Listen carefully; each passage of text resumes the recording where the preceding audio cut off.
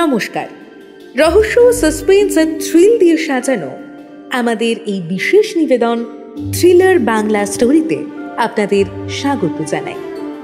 আজ আপনাদের জন্য নিয়ে চলে এসেছি সুমিলি কাঞ্জিলাল মুখার্জির কলমে দিনাপুরের হত্যা রহস্য। গল্পে কথকের ভূমিকায় আমি খুশি, কৃষির চরিত্রে মিমো। শুরু হচ্ছে আমাদের আজকের প্রথম নিবেদন, দিনাপুরের হত্যা রহস্য।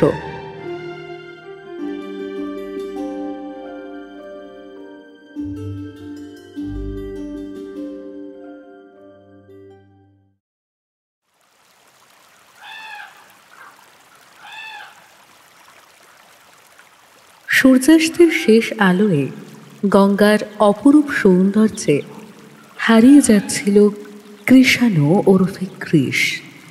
চন্দননগর স্ট্যান্ডের এই জায়গাটি তার বড্ড প্রিয়। মন ভালো থাকুক বা খারাপ, বিকেল হলেই সে চলে আসে এখানে। আর আজ তো মন ভালো করতেই এসেছে। এক মনে তাকিয়েছিল ডুবতে থাকা লাল সূর্যটার দিকে। হঠাৎই কারোর ডাকে পিছনে ফিরে তাকালো সে। তাহলে আমি ঠিকই ধরেছি, কৃষাণুবাবুকে এই গঙ্গার ঘাটেই পাওয়া যাবে। সামনে ফিরে তাকিয়ে গাল ভরা একটা হাসি হেসে কৃষাণু বলল, আমাকে কোথায় পাওয়া যাবে তা আপনার থেকে আর কে ভালো জানবে ম্যাডাম? কাউকে তো জানতেই হবে। ভাগ্যিস আমি আছি। আরে কোথায় যাচ্ছিস বাবাকে না বলিস, মাকে তো বলে আসতে পারতিস। ও তো চিন্তা করছে কাকিমা। আচ্ছা, আজ আবার কি এমন হলো যে সেই সকাল থেকে বেপাত্তা হয়ে গিয়েছিস? হয়েছে আর নতুন কি, সেই একই ঝামেলা। কেন বাবার ব্যবসায় মন দিচ্ছি না, ফ্যামিলি বিজনেস কেন অ্যাভয়েড করছি, এক্সেট্রা এক্সেট্রা। বাবাকে বুঝিয়ে পারি না। আরে ভালো লাগে না আমার ওই হিসেব নিকেশ দেখতে। হবে না আমার দ্বারা বিজনেস, যেটা হবে সেটাই করতে চাইছি, তাতেও প্রবলেম। আচ্ছা, বাবার চাকরি করা পছন্দ না, এটা তো মেনে নিয়েছি। ল পড়েছি, উকিল হয়ে দিব্যি ভালো টাকা ইনকাম করতাম। বাবার পছন্দ না তাই বলে লয়ের ডিগ্রি থেকেও আমি নিলাম না চাকরি।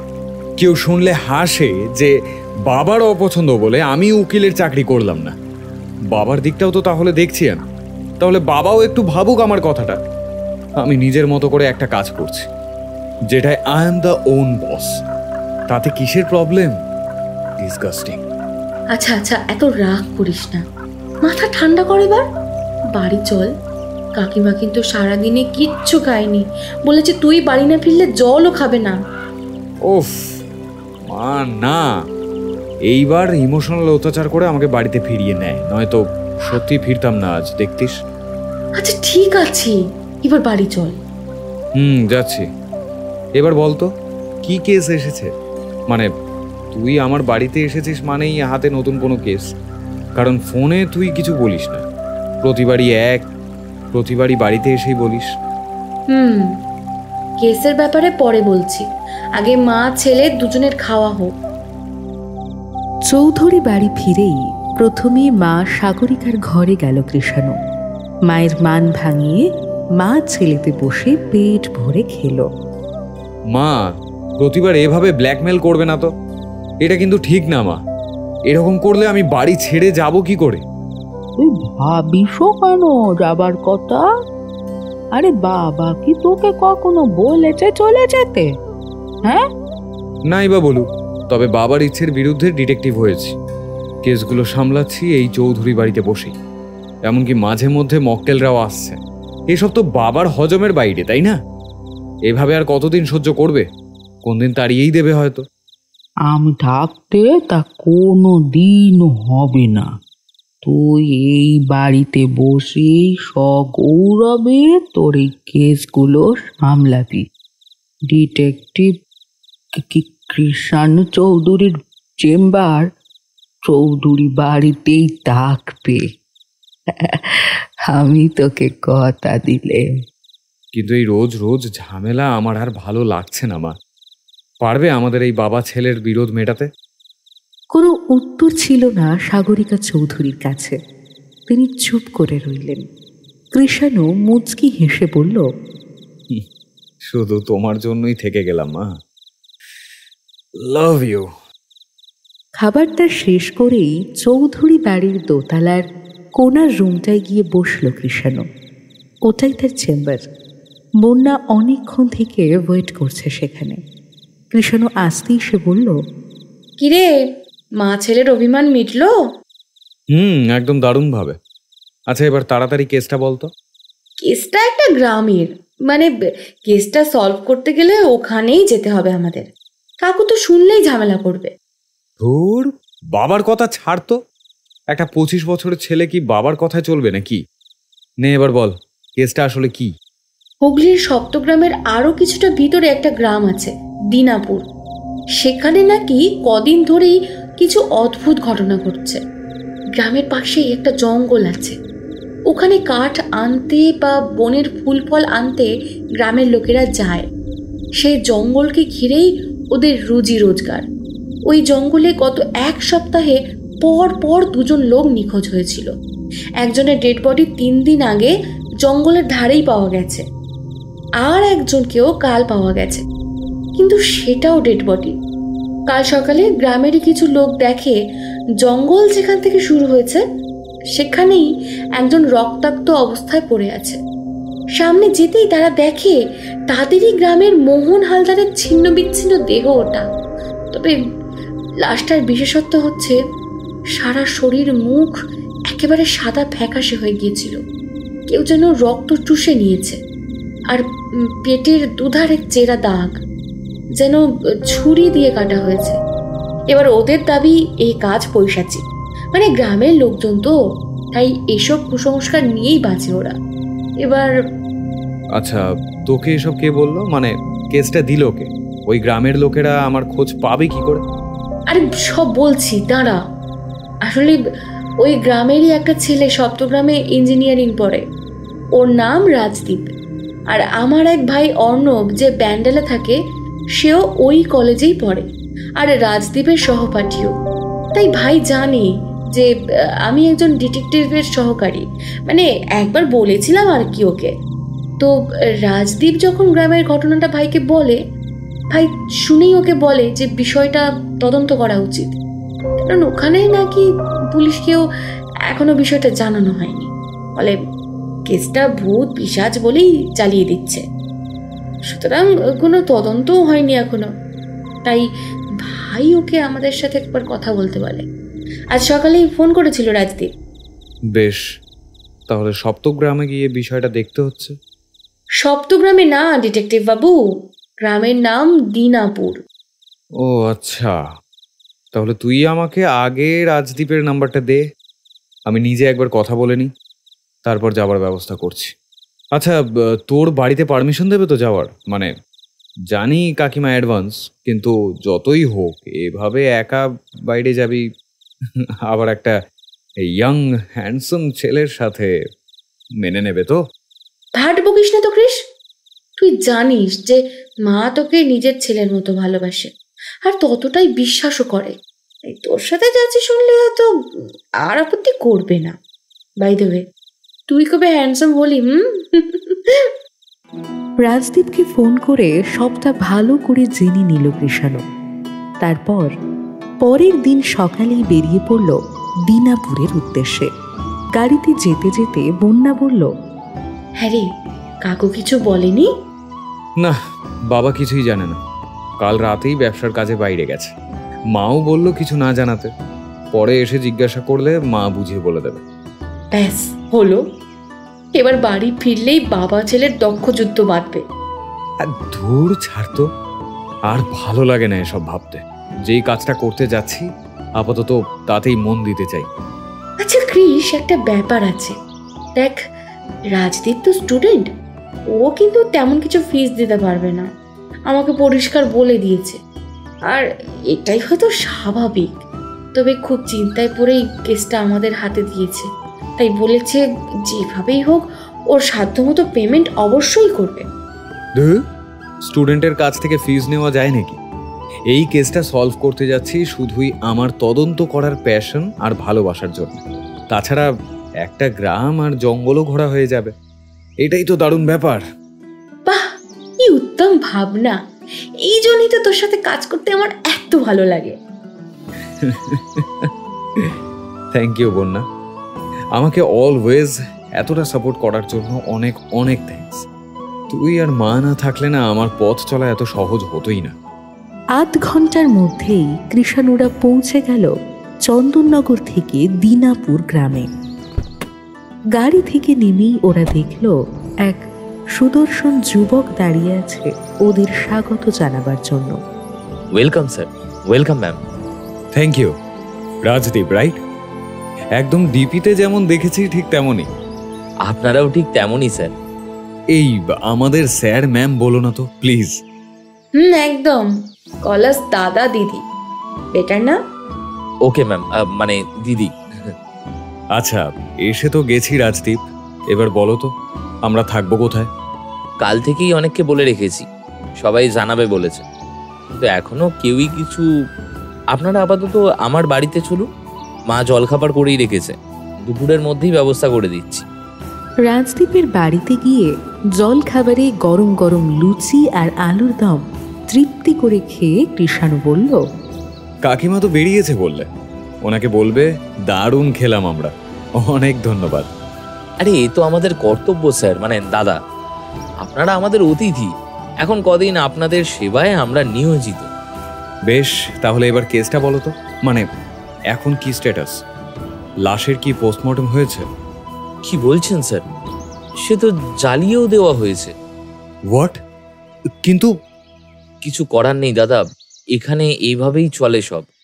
অন্ধবিশ্বাস, কুসংস্কার, মানে যা বলবেন, এরা তো এটাই মানে যে খুনটায় অলৌকিক যোগাযোগ রয়েছে, অথবা জঙ্গলে কোনো হিংস্র পশু এই কাজটা করেছে। কিন্তু আমি এটা মানতে পারছি না, তাই তো কতবার বললাম যে পুলিশকে জানাতে, লাশটার পোস্টমর্টম করা দরকার, কেউ কানেই নিল না। অপরন্ত আমাকে যা তা বলল। সে আমি ভাবি না দাদা, কিন্তু গ্রামটা তো আমারও, তাই এই গ্রামে কোনো রকম অস্বাভাবিক কিছু দেখলেই আমার অস্বস্তি হয়। আর এই যে ঘটনাটা ঘটেছে, এর পেছনে যে অন্য কোনো রহস্য আছে, এ আমার গভীরভাবে বিশ্বাস। তবে অলৌকিক বিষয়টাতে যে আমি একেবারেই বিশ্বাস করছি না তা কিন্তু নয়, কারণ লাশটাকে যেভাবে ক্ষতবিক্ষত করা হয়েছে। এক সেকেন্ড, আমি আপনাকে ছবিটা দেখাচ্ছি, দাঁড়াও। এই যে দেখুন। ছবিগুলো দেখে শিউরে উঠল কৃষাণু। এ কি অবস্থা! দেখে তো সত্যি মনে হচ্ছে এ কোনো মানুষের কাজ নয়। ওই জন্যই তো বিষয়টা এত ভাবাচ্ছে দাদা। আচ্ছা, এই যে মৃত্যুটা হয়েছে, এই ভদ্রলোকের বাড়িতে কে কে আছে? শুধুই ওনার স্ত্রী ময়না কাকিমা। সুবোধ কাকু আর ময়না কাকিমার কোনো সন্তান নেই। আচ্ছা, তা ওনার কাছে একবার কি নিয়ে যেতে পারবে? হ্যাঁ অবশ্যই, এক্ষুনি চলুন। রাজদীপ কৃষাণু আর বন্যাকে ময়না সরকারের বাড়িতে নিয়ে গেল। কি ব্যাপার রাজু, তুই এই সময় যে? আর এনারা কে? কাকিমা, ইনি ডিটেকটিভ কৃষাণু চৌধুরী, আর ইনি বন্যা, ওনার অ্যাসিস্ট্যান্ট। আসলে এনারা তোমায় কিছু প্রশ্ন করবেন ওই কাকুর বিষয়, শুধু ঠিক ঠিক উত্তরগুলো দাও, ব্যাস। ও নমস্কার, বসুন আপনারা। তা কি প্রশ্ন করবেন করুন। প্রথম প্রশ্ন, আপনার স্বামী সেদিন অত রাতে জঙ্গলে গিয়েছিলেন কেন? ও তো রাতে যায়নি, সকালেই কাজে বেরিয়েছিল, দুপুরে খেতে ঘরে এসেছিল, তারপর যে গেল আর ফেরেনি।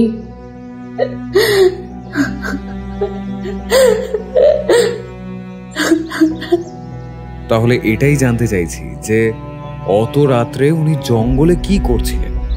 কাজ নিশ্চয়ই সন্ধ্যের মধ্যেই শেষ হয়ে যায়, তাহলে? এটা তো আমিও বুঝতে পারছি না, কি করছিল ওখানে। যদিও জঙ্গলের ধারে ওনার মৃতদেহ পাওয়া গেছে বলেই যে উনি জঙ্গলেই ছিলেন এটা ভাবার কোনো কারণ নেই। আমি তাও কারণ খোঁজার চেষ্টা করছি। আচ্ছা, ওনার কাজের বিষয়ে যদি একটু ডিটেলসে বলেন, যেমন উনি কাদের সাথে কাজ করেন, কার আন্ডারে করেন, মানে বস কেউ আছে নিশ্চয়ই। হুম, এই গ্রামের জমিদার বিশম্ভর রায়চৌধুরী, ওনার অনেক বড় ব্যবসা। উনি আমাদের অন্নদাতা। তবে বাবু শুধুই কাজ দেননি, আমাদের সমস্ত দায়িত্ব নিয়েছেন। যখন যা দরকার পড়ে সাহায্য করেন। খুব ভালো মানুষ। আচ্ছা, তা ওনার ব্যবসাটা আসলে কিসের? ওনার কাঠের ব্যবসা। কি যেন বলে ইংরেজিতে? উড। Wooden business. ঠিক আছে, আমি ওনার সাথে কথা বলে নেব। রাজদীপ, একটু জমিদার বাড়িতে নিয়ে যেতে হবে যে আমাদের। হ্যাঁ দাদা, চলুন। আর একটা ইম্পর্টেন্ট কথা ময়নাদি, ওনার সাথে যারা কাজ করত তাদের একটু কন্ট্যাক্ট ডিটেলস যদি পাওয়া যায়, মানে এই গ্রামেরই নিশ্চয়ই তারা, তাদের বাড়ির অ্যাড্রেসগুলো একটু দিলে আমার কথা বলতে সুবিধা হতো, তাহলে একেবারে কথা বলে আসতাম। হ্যাঁ বাবু, আমি রাজুকে বলে দেব। ও তো সবার বাড়ি চেনে, আপনাদের নিয়ে যাবে। অনেক ধন্যবাদ। কিন্তু বাবু, একটা ব্যাপার বুঝলাম না। আপনারা এত সব জানতে চাইছেন কেন? মানে মানে ও তো কোনো অশুভ শক্তির কবলে পড়েই মারা গেছে জানি। তাহলে এটা তো ভুলও জানতে পারেন, তাই না? হতেই তো পারে ওনাকে খুন করা হয়েছে। সে কি? না না, খুন কি করবে? ওর তো কোনো শত্রু নেই। আর তাছাড়া এর আগেও তো একজন ঠিক এইভাবেই মারা গেছে। এই গ্রামেরই ছেলে চয়ন, তাকেও ওই জঙ্গলের ধারে ক্ষত বিক্ষত অবস্থায় পাওয়া গিয়েছিল। আর এছাড়াও একজন এখনো নিখোঁজ রয়েছে। যে খুন করেছে সে কি এদের সবার শত্রু নাকি? না না না না, এ কোনো পিশাচ বা প্রেতাত্মার কাজ, অথবা কোনো জন্তুর। কিন্তু এই জঙ্গলে শিয়াল ছাড়া আর কোনো হিংস্র জন্তু আছে বলেও তো জানি না। কিন্তু শিয়াল কি এইভাবে শরীরটাকে খাবলে খেতে পারে? আর মুখটাই বা এত সাদা হলো কি করে? এ তো পরিষ্কার যে ওর রক্ত চুষে নিয়েছে কেউ। তাই আপনাদের মনে হচ্ছে কোনো পিশাচ রক্তটা চুষে নিয়েছে। ঠিক আছে, আপনাদের বিশ্বাস নিয়ে আমি কোনো মন্তব্য করছি না। আমি আমার মতো করে তদন্ত করে দেখি কি বেরোয়। সুবোধ সরকারের বাড়ি থেকে বেরিয়েই কৃষাণু রাজদীপকে বলে, ভাই, আগে জমিদারের বাড়ি নিয়ে চলো, তারপর যে নিখোঁজ তার বিষয়ে সব জানবো। চেষ্টা তো করতে হবে যাতে তাকে খুঁজে পাওয়া যায়। জমিদার বিশ্বম্ভর রায়চৌধুরীর বাড়িতে গিয়ে কিছুক্ষণ অপেক্ষা করতে হলো কৃষাণুদের। তারপর বিশ্বম্ভর বাবু এলেন। পরনে সাদা ধুতি পাঞ্জাবি, মুখে একটা চুরুট। কৃষাণুকে দেখে গলাটা খানিকটা ঝেড়ে নিয়ে বললেন, নমস্কার, আমি বিশ্বম্ভর রায়চৌধুরী। এখন কেবল নামেই জমিদার। হ্যাঁ, সাজেও বলতে পারেন, কিন্তু জমিদারি আর কিছুই নেই। এককালে ছিল। যা গিয়ে মাফ করবেন, অনেকক্ষণ অপেক্ষা করতে হলো আপনাদের। বসুন প্লিজ। না না, ঠিক আছে, অপেক্ষা তো একটু করতেই হবে, কিন্তু এই যে দেখা করলেন এইটাই দরকার ছিল। আসলে আপনার কাছে অনেক কিছুই জানার আছে। হয়তো আপনি পারেন এই জটিল রহস্যের সমাধানের উপায় দিতে। ঠিক বুঝলাম না, কোন রহস্যের কথা বলছেন? ও আচ্ছা আচ্ছা, তা আমি কিভাবে? আর রাজু, তুই হঠাৎ ডিটেকটিভের খবর কোথায় পেলি? সে অনেক কথা জেঠু, তুমি ওনাদের সাথে একটু কথা বলে নাও। আর সে তো বলছি, কিন্তু এটাই বুঝতে পারছি না যে যেখানে পুলিশও এলো না সেখানে ডিটেকটিভের প্রয়োজন হলো কেন? পুলিশ এলো না, তদন্ত করলো না বলেই হয়তো প্রয়োজন ছিল বিশ্বম্বরবাবু। ঠিক বুঝলাম না। বেশ, বুঝিয়ে দিচ্ছি। পরপর দুজনের এক প্যাটার্নে মৃত্যু, আবার এখনও একজন নিখোঁজ। এরপরেও আপনাদের গ্রামে পুলিশ এলো না। পরপর দুটো লাশ কোনো রকম পোস্টমর্টম ছাড়াই দাহ করে দেওয়া হলো। সত্যি এসব গ্রামেই হয়, আমাদের শহর হলে তো এতক্ষণে। আপনিও তো গ্রামেই থাকেন, মানে চন্দননগর তো আর শহর নয়। তবে গ্রামও তো নয়, মফস্বল। আর আমি শহরের কথাই বলেছি, মানে কলকাতা শহর। কলকাতায় এমন ঘটনা ঘটলে সিরিয়াল কিলিংয়ের কেসের তদন্ত চলতো এতক্ষণে।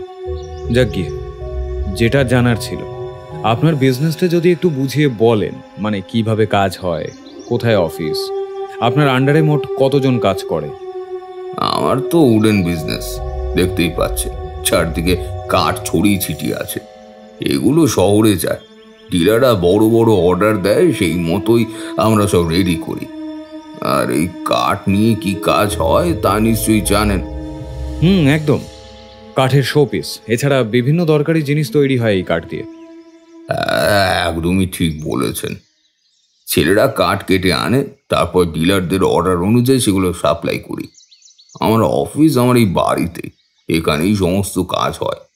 আমার আন্ডারে তো প্রায় 100 জন তো কাজ করে, যার প্রায় 70 জনই এই গ্রামেরই।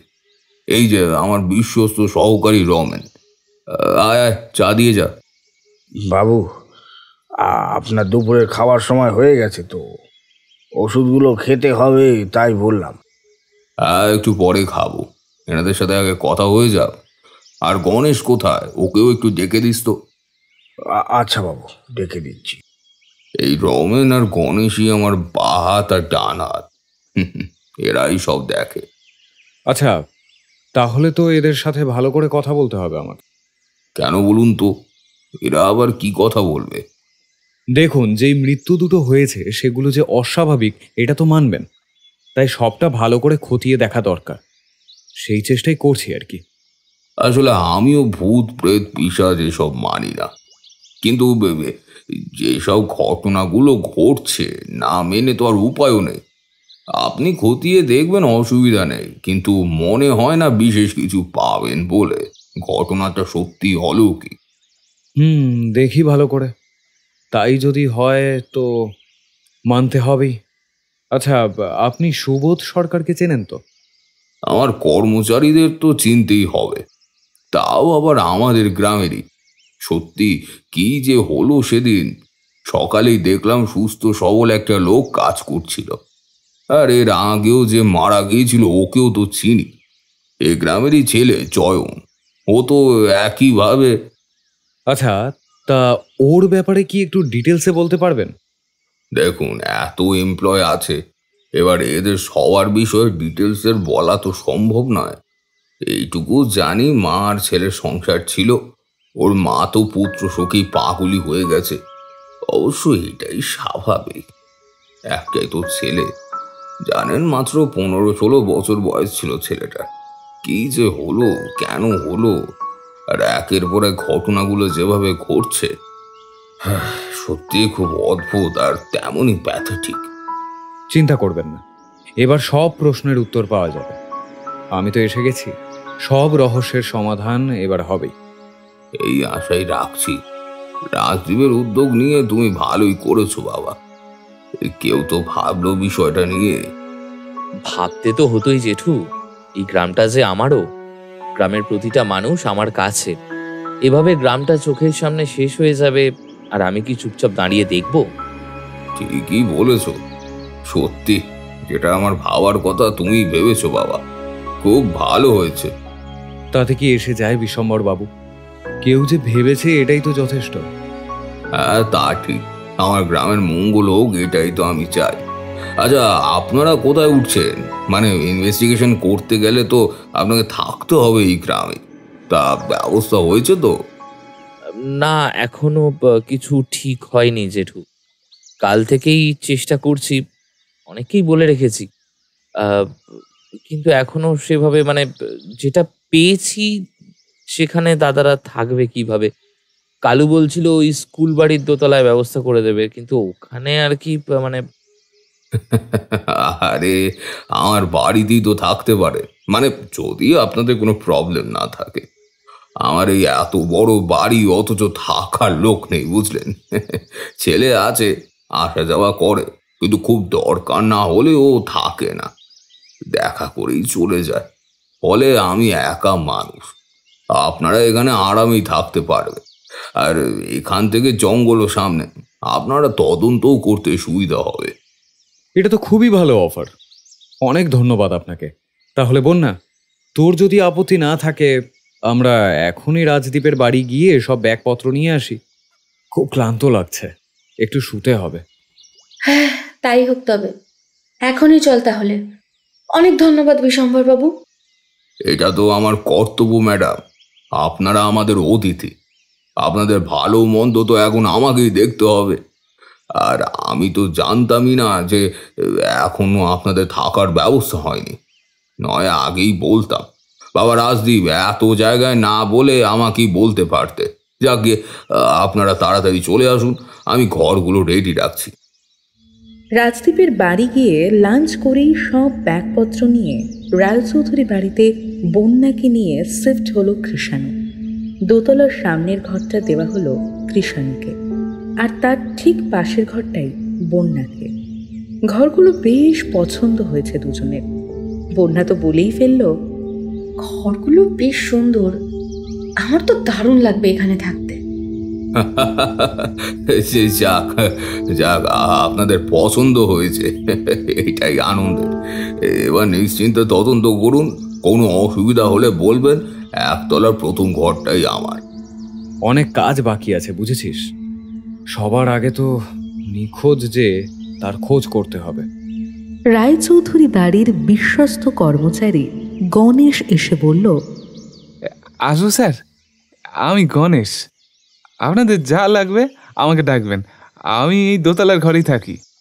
আচ্ছা, বেশ বেশ। এখন একটু জিরিয়ে নিন, বেশ ক্লান্ত দেখাচ্ছে আপনাদের। ঠিকই বলেছ। চল বন্যা, এবার একটু ঘুমিয়ে নেওয়া যাক, তারপর বিকেলে উঠে আমাদের বেরোতে হবে। আচ্ছা গণেশ, আমরা একবার জঙ্গলে যাব, বিকেলে যাওয়া যাবে তো? হ্যাঁ, যতক্ষণ আলো আছে যেতেই পারেন। বেশ, তাহলে একটু আমাদের সাথে যেও, ওই 4:30 নাগাদ। হ্যাঁ বাবু, নিশ্চয়ই যাব। আমি 4:30 সময় তাহলে বাড়ির গেটের সামনে অপেক্ষা করব। ঠিক বিকেল 4:30 নাগাদ গণেশকে নিয়ে জঙ্গলে গেল কৃষাণু আর বন্যা। চারপাশটা ঘুরতে ঘুরতে কৃষাণু জিজ্ঞাসা করল, আচ্ছা, এখানে সাপ তো আছে নিশ্চয়ই? তা আছে, একটু সাবধানে চলবেন। হ্যাঁ, সে ঠিক আছে। আচ্ছা, আর কি কি জন্তু আছে? আসলে বেশ একটা অ্যাডভেঞ্চার ফিল হচ্ছে আমার। ওই ময়ূর, বাঁদর, শিয়াল ছাড়া আর কিছুই নেই। শিয়াল? তা শিয়াল কি মানুষের এই হাল করতে পারে? কি মনে হয় গণেশ? না বাবু, এটা সম্ভব না।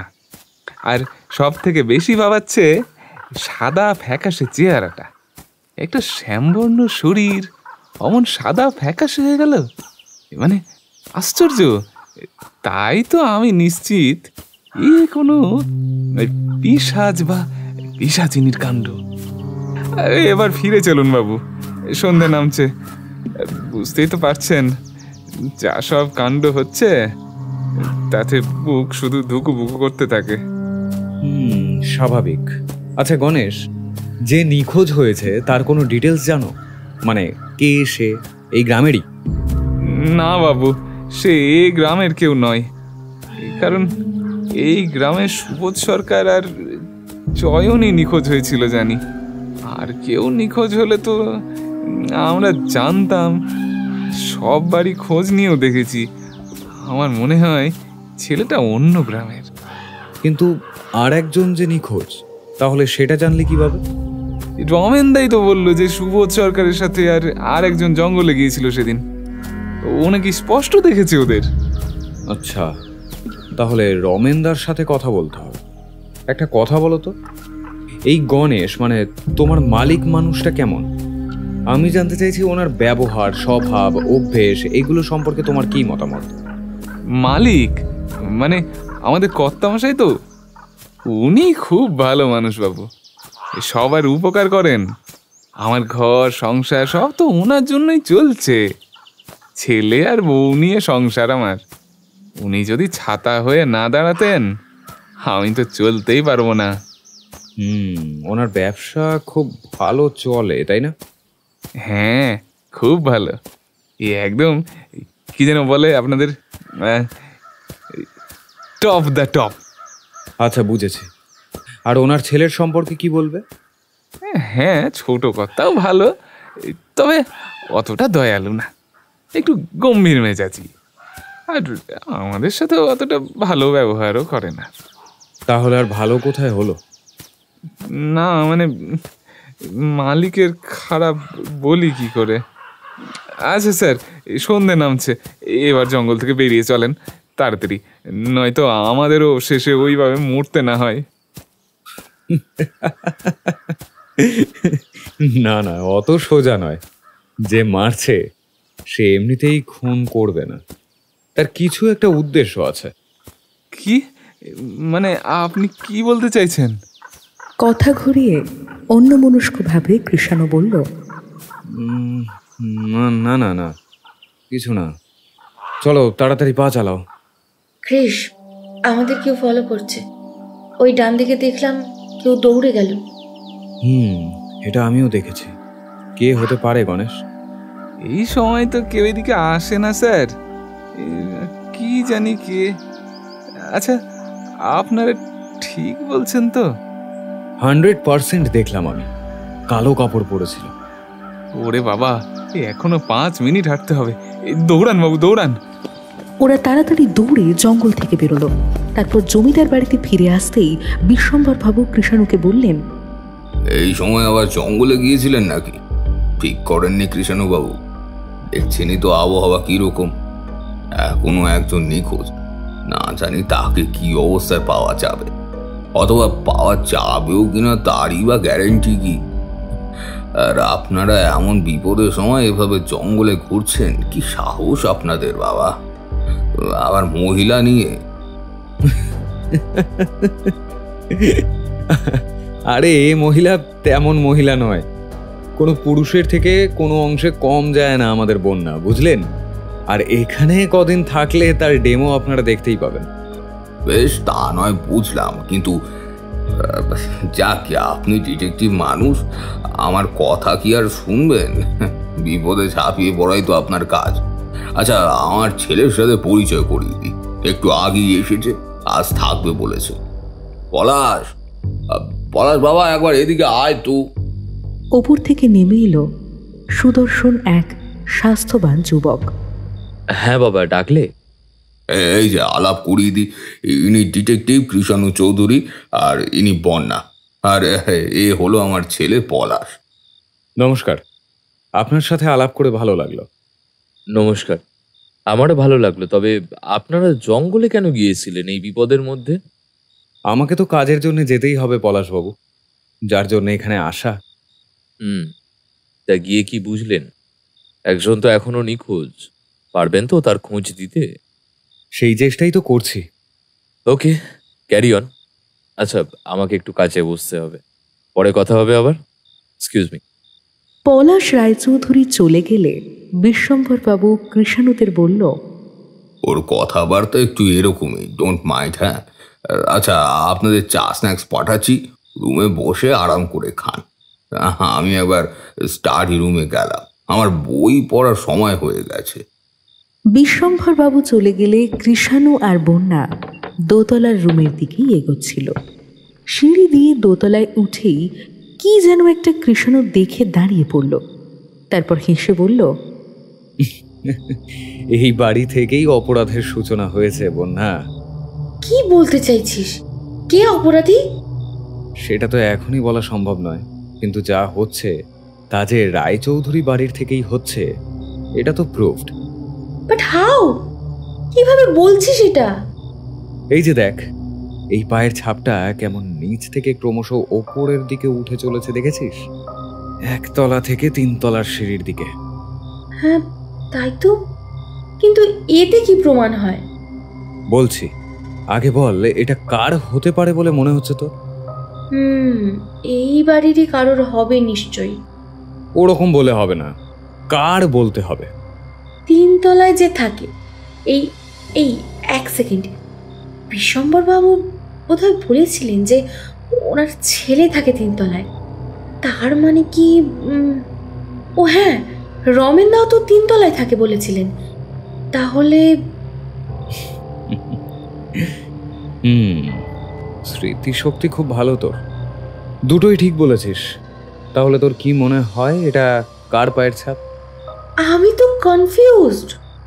এটাই স্বাভাবিক, আর তোকে আরো কনফিউজ করার জন্যে কাহানি মে টুইস্ট আনছি আমি। ওয়েট, এখন জঙ্গল থেকে ফিরে আমি এই বাড়ির নিচ থেকে দেখলাম বিশ্বম্বর বাবু 3 তলার বারান্দায় দাঁড়িয়েছিলেন। তাহলে কি দাঁড়ালো? এই পায়ের ছাপ ওনারও হতে পারে, আর এটা যার পায়ের ছাপ সেও কিন্তু জঙ্গলে গিয়েছিল আজ। দেখ জঙ্গলের মাটি লেগে আছে কিনা। মা হ্যাঁ তাই তো। আচ্ছা, গণেশ তো এই ফ্লোরেই থাকে, এটা তো ওরও পায়ের ছাপ হতে পারে। ও মাই গড ক্রিশ, তুই তো আমায় পাজলড করে দিলি। আমি নিজেই পাজলড হয়ে গিয়েছি। এসেই যখন এই পায়ের ছাপ দেখলাম, আর এই পায়ের ছাপ সেই বাড়ির গেট থেকে 3 তলা অবধি চলে গেছে। প্রুফ চাস তো? একবার বাড়ির গেট থেকে 3 তলা অবধি হেঁটে আয় যা। না না, গোয়েন্দাবাবু যখন বলছেন প্রুফ আর দরকার হবে কেন? আচ্ছা, যে জঙ্গলে গিয়েছিল তার কি এই মৃত্যুগুলোর সাথে কানেকশন আছে? মানে এই যে পরপর দুটো অস্বাভাবিক মৃত্যু আর একজন নিখোঁজের যে ঘটনাটা, এতে কি কোনো যোগ আছে? সিক্সথ সেন্স তো তাই বলছে বন্ধু, নয়তো জঙ্গলে গিয়ে আমাদের পিছন করবে কেন? আর তুইও তো দেখেছিস কালো কাপড় পরে কেউ ফলো করছিল আমাদের জঙ্গলে। হ্যাঁ সে তো 100% দেখছি। ব্যাস, তাহলে তো পরিষ্কার যে আমরা তদন্ত করতে এসেছি জেনেই সে আমাদের ফলো করছিল। পাছে আমরা কোনো ক্লু পেয়ে যাই, আর সে যদি এই 4 জনের মধ্যেই কেউ হয় তাহলে তো আমাদের অনেক সাবধানে এগোতে হবে এবার। কারণ সে এটাই চাইবে যে তদন্ত বন্ধ হোক, আর এই বাড়ি থেকেই যখন কাজটা করব তখন তো আরও রিস্ক। প্রতিটা পা সাবধানে ফেলতে হবে, আর এই 4 জনকেই নজরে রাখতে হবে। আচ্ছা, আমি একবার নিচ থেকে ঘুরে আসি, তারপর আসছি আবার তোর ঘরেই। নিচের ঘরগুলো থেকে ঘুরে এসে কৃষাণু বন্যাকে বলল, আমি জুতোগুলো দেখে এলাম, বুঝলি? প্রত্যেকটা জুতোই পরিষ্কার হয়ে গেছে, তার মানে কনফিউশনেই থাকতে হবে আমাদের। নো প্রবলেম, কিছুটা সময় অপেক্ষা করা যাক। এই রমেনদাকে পেলেই আগে জেরা করতে হবে। সুবোধ সরকারের আগে যেই ছেলেটা মারা গেছে, কি যেন নাম বললো তার? হ্যাঁ, চয়ন। ওর বিষয়ে ডিটেলসে জানতে হবে। ওর খোঁজ এখন ফার্স্ট প্রায়োরিটি।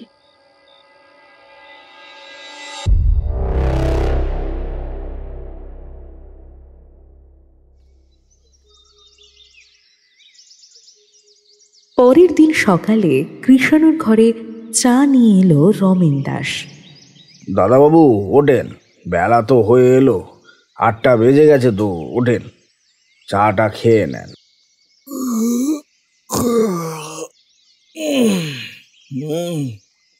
8টা বেজে গেল, বাবা টেরই পাইনি।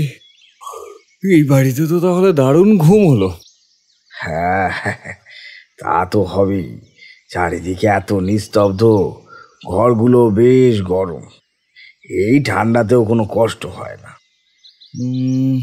রমেনদা, একটু কথা ছিল তোমার সাথে। কি কথা দাদাবাবু?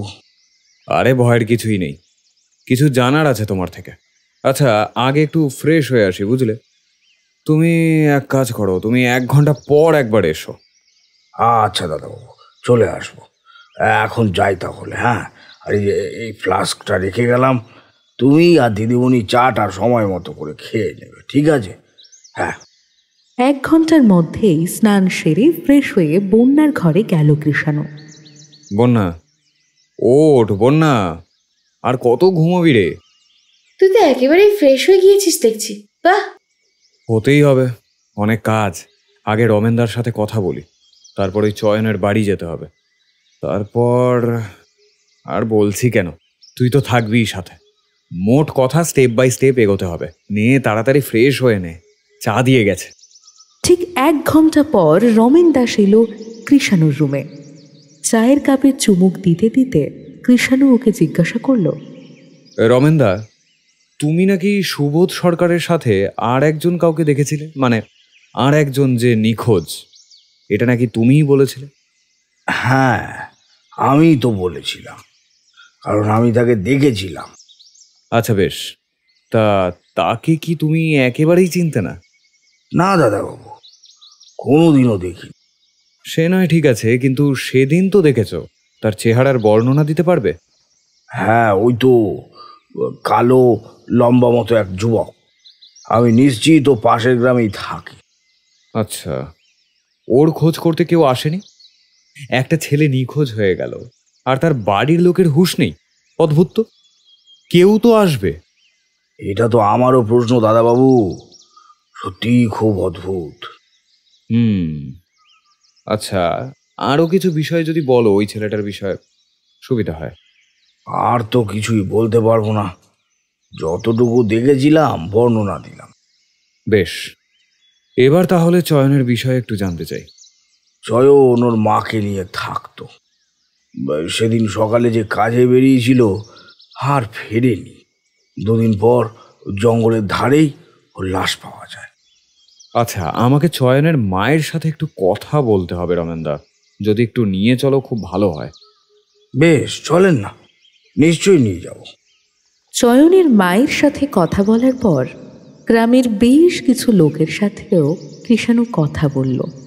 তারপর আবার রায়চৌধুরী বাড়িতেই ফিরে গেল সে, আর বাড়ির ছাদে গিয়ে বন্যার সাথে কিছু ইম্পর্ট্যান্ট আলোচনা করতে শুরু করলো।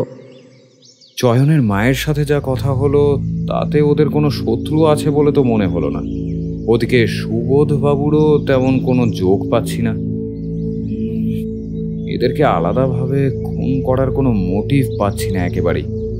হলে একই মোটিভ থাকবে, আর যে নিখোঁজ আমি শিওর তাকেও খুন করার সেম মোটিভ। সে কি রে, সেও খুন হয়ে যাবে বলছিস? হয়তো এতক্ষণে হয়েও গেছে, শুধু লাশটাকে লুকিয়ে রাখা হয়েছে, কারণ খুনি ভালো করেই জানে যে এবার লাশটা পাওয়া গেলে পোস্টমর্টম হবেই, কারণ আমি যে এখানে এসে গেছি। কি বলছিস তুই কৃষ? দ্যাট মিন্স 3টি খুন, আর খুনি এখনো অধরা। শুধুই কি খুনি, 3 নম্বর লাশও তো খুঁজতে হবে, আর লাশ পাওয়া গেলেই খুনিও ধরা পড়বে। আচ্ছা বন্যা, আমি এখন একটু জঙ্গলের দিকে যাচ্ছি, তোকে একটা ইম্পর্টেন্ট কাজ দিয়ে যাচ্ছি, মন দিয়ে শোন। বন্যাকে কানের কাছে আস্তে আস্তে কিছু কথা বলল কৃষাণু, কিছু গুরুত্বপূর্ণ দায়িত্ব দিয়ে দিল এবং তারপর জঙ্গলের দিকে এগিয়ে গেল। জঙ্গলে গিয়ে কিছু একটা যেন খুঁজতে লাগলো কৃষাণু। আসলে কৃষাণুর বিশ্বাস ছিল 3 নম্বর ব্যক্তি যে নিখোঁজ তার খুন হয়েছে, আর লাশটা জঙ্গলের মধ্যে কোথাও সন্তর্পণে লুকিয়ে রাখা আছে। তবে সারা জঙ্গল খুঁজেও তেমন কিছুই পেল না সে। ফিরে এসে বন্যাকে বলল, আমার প্রথম ধারণা ভুল ছিল বন্যা, তবে আমার দ্বিতীয় ধারণাটা হয়তো ঠিক। আগে আমার একটা কথা শোন, তুই চলে যেতেই তোর পিছু নিয়েছিল। জানি তো, ওই জন্যই তো নজরে রাখতে বলেছিলাম। আচ্ছা, ওই কি তাহলে? হতেই পারে, আবার নাও হতে পারে। মাথাটা হয়তো অন্য কারোর, ওকে জাস্ট আমাকে নজরে রাখার জন্য বলা হয়েছে হয়তো, তাই ও। আচ্ছা বন্যা, একটা হেল্প করতে পারবি? দেখ, তুই যদি এটা সাকসেসফুলি করে দিস তাহলে আমি আমার কাজটা সহজেই করে নিতে পারবো। হ্যাঁ বল না, কি করতে হবে আমাকে? আবার বন্যার কানে খুব আস্তে আস্তে কিছু একটা বলল কৃষাণু। কথাটা শোনার পর বন্যা হেসে বলল, এই কাজ তো এক্ষুনি হয়ে যাবে Chris, just wait and watch. কিছুক্ষণের মধ্যেই হঠাৎই রায়চৌধুরী বাড়িতে একটা অঘটন ঘটে গেল। দোতলার একটা ঘরে হঠাৎই ধোঁয়া দেখা গেল। ফায়ার অ্যালার্ম ছিলই সব ঘরে, তাই ওটা বেজে উঠতেই সারা বাড়িতে শোরগোল পড়ে যায়। যে যেখানে ছিল ছুটে বেরিয়ে যায় বাড়ির বাইরে, কিন্তু সবাই নিচে নেমে আসার পরেই অ্যালার্ম আবার বন্ধ হয়ে যায়। বিরক্ত হয়ে বিশ্বম্ভর বাবুর ছেলে পলাশ বলে ওঠে, ওর যত সব, হয়তো সিগারেট ধরিয়েছে আর আমাদের ভয় নাজেহাল অবস্থা। ওই দেখো, আর কোনো ধোঁয়া নেই। কিন্তু যেরকম ধোঁয়া দেখলাম উপরে, ওটা তো সিগারেটের ধোঁয়া হতে পারে না বাবা। তাহলে কি সিলিন্ডার বাস্ট হয়েছে বাবা? পুলিশের মতো কথা বললো না তো। কথার মাঝে হঠাৎই বিশ্বম্ভর বাবুর চোখ গেল বন্যার দিকে। বন্যাকে হাঁফাতে দেখে উনি জিজ্ঞাসা করলেন, আপনি ঠিক আছেন তো ম্যাডাম? হ্যাঁ, আসলে ওভাবে ফায়ার অ্যালার্ম বেজে উঠলো তো, তাই খুব ভয় পেয়ে গিয়েছিলাম আমি। আরে ভয় পাওয়ারই তো কথা ম্যাডাম, আমরাও তো তাই এভাবে। আচ্ছা, কৃষাণু বাবু কোথায়? ক্রিস, হ্যাঁ তাই তো, ক্রিস তো আমার সাথেই ছিল। তারপর অ্যালার্ম বাজতেই আমি আর কোনো দিকে না তাকিয়ে দৌড়ে নিচে নেমে আসি। আচ্ছা বাবা, তোমাদের এই ফায়ারের ড্রামা শেষ হয়ে থাকলে এবার সবাই ওপরে যাই। আগে দেখে নিন কি ব্যাপার, হঠাৎ কেন এত ধোঁয়া ছিল? কিছু শর্ট সার্কিট হয়নি তো? ম্যাডাম, যদি এখন শর্ট সার্কিটই হতো তাহলে আমরা এখন এখানে দাঁড়িয়ে থাকতে পারতাম না, এতক্ষণে সারা বাড়িতে আগুন লেগে যেত। হ্যাঁ কিন্তু আরে আপনি ওপরে যাবেন না। এই পলাশ বাবু শুনুন, কি করছেন? বাবা একটু দাঁড়া, বাবা শোন, যাস না, বিপদ হলে। পলাশ কারোর কথা কানে না দিয়ে সিঁড়ি দিয়ে উপরে উঠতে লাগলো। বন্যা শঙ্কিত কণ্ঠে এবার বলল, ক্রিস ঠিক আছে তো? দেখে আসি। হ্যাঁ হ্যাঁ, চলুন সবাই ওপরে গিয়ে দেখি। আমার মনে হচ্ছে ওদিকে সব ঠিকই আছে, আর কোনো বিপদ নেই। বাবাই তো ওপরে চলেও গেল। এমন সময় পলাশ রায়চৌধুরী চিৎকার করে উঠল, বাবা, একবার ওপরে এসো, দেখো কি হয়েছে। ওপরে গিয়ে সবাই দেখল কৃষাণু অচৈতন্য অবস্থায় বারান্দায় পড়ে রয়েছে। কৃষাণুকে ঘরে নিয়ে গিয়ে শোয়ানো হলো, চোখে মুখে জল দেওয়া হলো। আপনি ঠিক আছেন কৃষাণু বাবু? কি হয়েছিল? আমার ঠিক, হ্যাঁ, আমিও দৌড়ে নামতেই যাচ্ছিলাম, কেউ পিছন থেকে আমাকে অ্যাটাক করে, মাথায় আঘাত করে। ও কি বলছেন কি? তাহলে তো ডাক্তার ডাকা উচিত, চোট গুরুতর হতে পারে। কিন্তু একটা কথা ভাবছি, সবাই তো নেমে গেছিলাম, তাহলে উপরে কি আপনাকে, বাইরের কেউ তো ঢুকবে না, তাহলে কি হতে পারে সে? যাই হোক, আগে ডাক্তারকে ফোন করি। না না, ডাক্তার লাগবে না, আমি একদম ঠিক আছি। বেশ, তাহলে রেস্ট নিন, কোনো অসুবিধা হলেই জানাবেন। আর সবাই নিচে চলো। সবাই চলে যেতেই লাফ দিয়ে উঠে বসল কৃষাণু। দরজাটা বন্ধ কর তাড়াতাড়ি। বন্যা দৌড়ে গিয়ে দরজাটা বন্ধ করে এসে বলল, বল কি করলি এতক্ষণ? মুখ দেখে তো মনে হচ্ছে ভালো কোনো ক্লু পেয়েছিস। তা তো পেয়েইছি। আগে তো তোকে থ্যাংক ইউ জানাই, যেভাবে সামলেছিস কেসটা, তবেই তো আমি কাজটা স্মুথলি করতে পারলাম। হ্যাঁ ঠিক আছে, হয়েছে, এবার বলবি কি ক্লু পেলি? আরে আজ তো লাশটাই পেয়ে গেছি রে। কি বলছিস কি ক্রিস? কোথায় পেলি? বিশ্বম্বর বাবুর স্টাডি রুমের আলমারিতে। হোয়াট? Oh my God! তবে ওই ঘরে বিশ্বম্বর বাবু ছাড়াও কিন্তু অনেকেরই যাতায়াত আছে, ফলে শুধু ওনাকেই যে ভাবছি তা কিন্তু নয়। আচ্ছা, লাশটা কি করলি? হ্যাঁ, কি আর করব, লাশ তো ওখানেই আছে, দেখ, যে সন্দেহটা হয়েছিল সেটা 100% ঠিক। এটাই আমার কাছে যথেষ্ট। লাশটা পেয়ে গেছি, ব্যাস। এবার এমনি সব কাজ হয়ে যাবে। কি যে বলছিস, কিচ্ছু মাথায় ঢুকছে না। আরে ওই লাশটা পোস্টমর্টমে পাঠানোর ব্যবস্থা করতে হয়তো নাকি? একদমই না। শোন তাহলে, আজ রাতেই ওই লাশ ওখান থেকে গায়েব করা হবে, আর যে গায়েব করবে তাকেই হাতে নাতে ধরবো আমি। আর তারপর না থাক, বাকিটা জানতেই পারবি।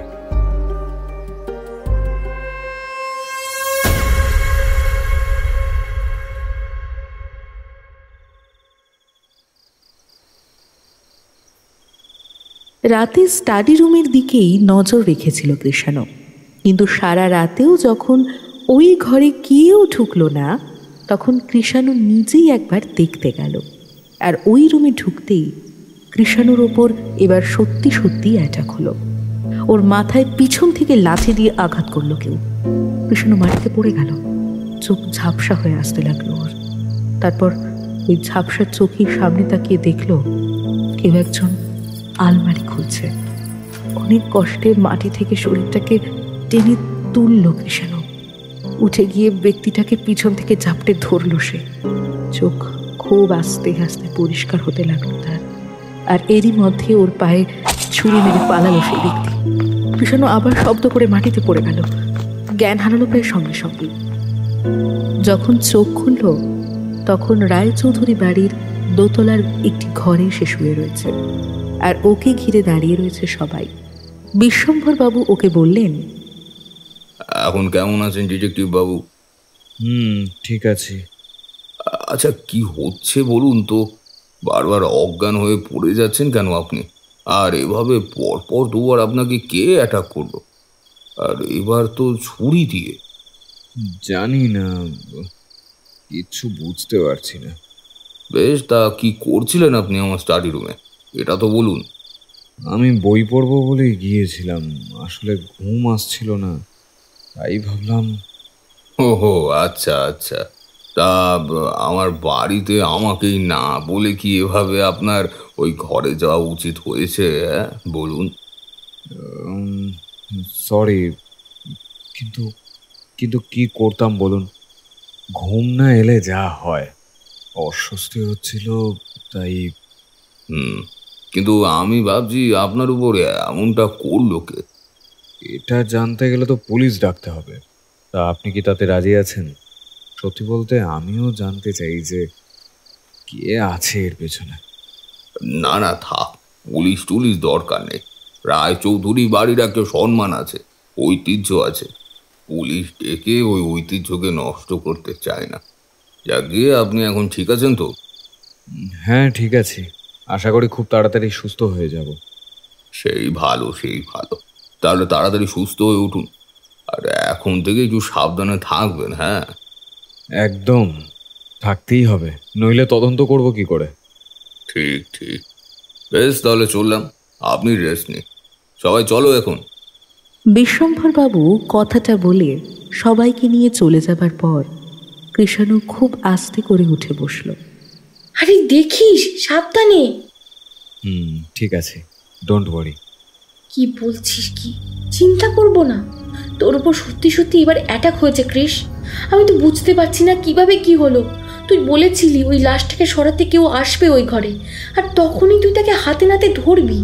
তাহলে ওই ঘরে আগে থেকেই সে ওয়েট করছিল আমার জন্য, মানে যে আমাকে অ্যাটাক করেছে। অ্যান্ড দ্যাট মিনস সে জানতো যে আমি আসবো ওই ঘরে। কিন্তু সে জানলো কি করে? সিম্পল, তোর আর আমার কথা সে নিশ্চয়ই শুনে নিয়েছিল, আর তারপরে ওই ঘরে গিয়ে লুকিয়ে যায়। কি সাংঘাতিক! তাহলে লাশটা কি এখনো ওখানেই আছে? কখনোই না, এতক্ষণে ওটা গায়েব হয়ে গেছে। তাহলে এবার নেক্সট স্টেপ কি হবে ক্রিস? সেটাই ভাবছি, একটু ভালো করে ভেবে নিয়ে বলি। সারাদিন ভালো করে ভেবে একটা প্ল্যান করলো ক্রিস। তারপর বন্যাকে সেটা বলল। কিন্তু ক্রিস, এটা করলে তো তোর উপর আবার অ্যাটাক হবে। আমি তো এটাই চাই। আপাতত আমাকে পুলিশের সাহায্য নিতেই হবে বন্যা। তুই এটা চাস মানে? দেখ, আপাতত এটাই জেনে রাখ যে আমি আর তুই সবার ওপর এইভাবেই কড়া নজর রাখবো, যেমন রাখছি। এরপর পুলিশ ডাকলে কার অসুবিধা সেটাই আমাদের বুঝতে হবে। আমি শিওর এই রাগে আবারও আমার ওপর অ্যাটাক হতে পারে, আর এবার কোনো ভুল হবে না বন্যা। এবার অপরাধী কিছুতেই পার পাবে না। বাইরে একটা শব্দ হলো, যেন কিছু পড়ে গেল মনে হয়। কৃষাণু তাড়াতাড়ি বিছানা ছেড়ে উঠে ঘরের বাইরে বেরিয়ে এদিক ওদিক দেখতে লাগলো। তারপর দৌড়ে বারান্দার ওই পারে গেল আর হাঁপাতে লাগলো। বন্যা ছুটে এসে কৃষাণুকে ধরল। কি করছিস কি তুই? এই চোট নিয়ে এভাবে দৌড়চ্ছিস, তাও এই ইনজিওর্ড পায়ে? বন্যা বন্যা কেউ ছিল ঘরের বাইরে, কেউ আবার আমাদের কথা শুনছিল। শিট! কিন্তু তাই বলে এইভাবে দৌড়বি? পাগল নাকি? হ্যাঁ, আমি তো পাগলই, আর এমন পাগলামি না করলে খুনি না। এখানে না, ঘরে চল বলছি। ঘরে গিয়ে কৃষাণু বন্যাকে বলল, আচ্ছা বন্যা, আমরা এখানে কি করতে এসেছি? তদন্ত করতে তো, আর তার জন্য এইটুকু তো করতেই হবে বস। মানে এই পাগলামি দেখছিস তো, খুনি কতটা চালাক। পরপর খুনগুলো করছিল আর লাশগুলো ফেলে যাচ্ছিল জঙ্গলের বাইরে। যেই আমরা এলাম, এখন আর লাশ ফেলছে না। তাই বলে কি খুন হচ্ছে না? হচ্ছে। সিরিয়াল কিলিং কন্টিনিউ চলছে, বাট লাশগুলো গায়েব করে দিচ্ছে। কারণ খুনি জানে যে এবার কৃষাণু চৌধুরী এসে গেছে, তাই লাশের পোস্টমর্টম এবার হবেই। আর পোস্টমর্টম হলেই অনেক কিছু বেরিয়ে আসবে, যেটা চাপা দেওয়ার চেষ্টা করা হচ্ছিল এতদিন। দেখ, আমরা আসার পরে আমি একটা লাশই দেখেছি এখনো পর্যন্ত, আর আমার বিশ্বাস এই নিয়ে 3টে খুন হয়েছে, এর বেশি নয়। বাট এবার চতুর্থ খুনটা হবে, তাই বড় কিছু প্ল্যান করতে হবে। তার মানে এখনই পুলিশকে ডাকবি না তো? পুলিশের সাহায্য তো নিতেই হবে আমাদের, তবে গোপনে। আর কেন সেটা তোকে পরে বলব। আর এই যে পরপর 3জন মারা গেল, এদের মেডিকেল হিস্ট্রিও জানতে হবে। তাতে কি হবে? দেখ, পুরোপুরি শিওর না হয়ে আমি এই বিষয়ে কিছু বলতে চাইছি না। আপাতত কথাগুলো মনের মধ্যেই থাক। বাট আমি 100 না হলেও 80% শিওর আমার ধারণায়। তাই এই প্ল্যানটাই এবার এক্সিকিউট করব। মেবি তাতে আর একটা খুন হয়তো আটকাতে পারবো, তবে যা করতে হবে পরশু রাতের আগেই, কারণ 4 নম্বর খুনটা পরশু রাতেই হবে। কি করে বুঝলি? আরে সিম্পল, খুনি ঠিক 2 দিনের গ্যাপেই মার্ডার করে। ভেবে দেখ ঠিক বলছি কিনা। রাজদীপ যেভাবে বলেছে সেই মতো তো ঠিকই বলেছিস। সুতরাং হাতে আর 2টোই দিন, তাই আর একটু অপেক্ষা কর, সবটাই বুঝতে পারবি। যা এখন ঘুমোতে যা, কাল অনেক কাজ আছে, বুঝেছিস? বন্যা আর কিছুই বলল না, ঘরে ঘুমোতে চলে গেল। কিন্তু মাঝরাতে হঠাৎই একটা অদ্ভুত শব্দে বন্যার ঘুম ভেঙে গেল। ওর মনে হলো ওর ঘরের জানালায় যেন কেউ ঠকঠক করছে। চোখ খুলেই ঘরের বাইরের কাচের জানলায় একটা ছায়া দেখতে পেল সে। ভয় ঢোক দিতে লাগলো। ভাবলো কৃষকে জানাবে, তারপর সাহস করে নিজেই সামনে এগিয়ে গেল। আর প্রায় সঙ্গে সঙ্গে এই ছায়াটা ওখান থেকে সরে গেল। তাড়াতাড়ি দরজাটা খুলে চারপাশটা দেখলো সে, কিন্তু কোথায়? কেউ তো কোথাও নেই। আবার দরজাটা বন্ধ করে বিছানায় এসে বসলো বন্যা।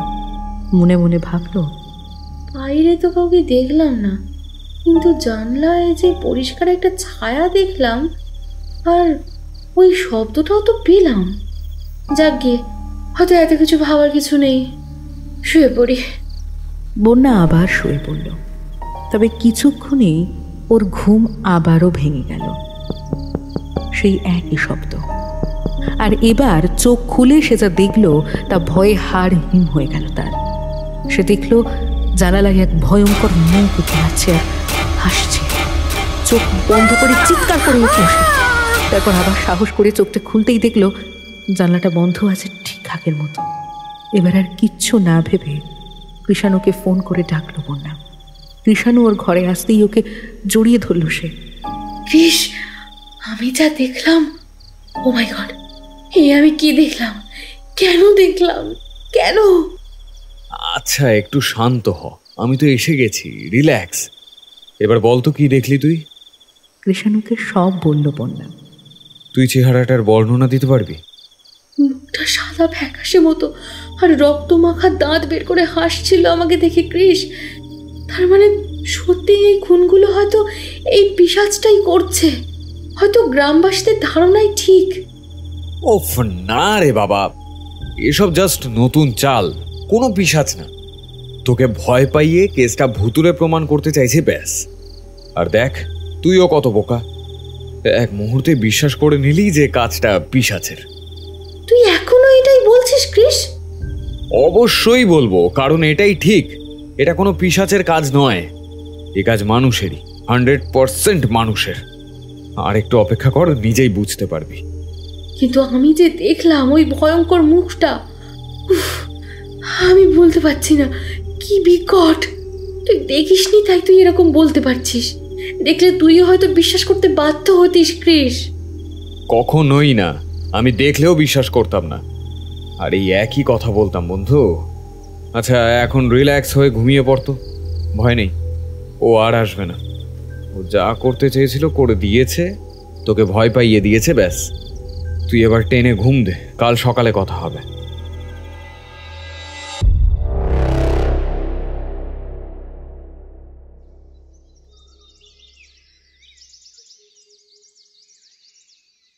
পরের দিন খুব সকালে উঠে রায়চৌধুরী বাড়ি থেকে বেরিয়ে বাইরে যাচ্ছিল কৃষাণু। বিশ্বম্ভর রায়চৌধুরী তখন মর্নিং ওয়াক করে বাড়ি ফিরছেন। আরে এত সকালে কোথায় যাচ্ছেন ডিটেকটিভ বাবু? এই একটু কাজ আছে, এখনই বেরোতে হবে। বাবা, খুব তাড়া আছে মনে হচ্ছে। হ্যাঁ তা বলতে পারেন। Please excuse me.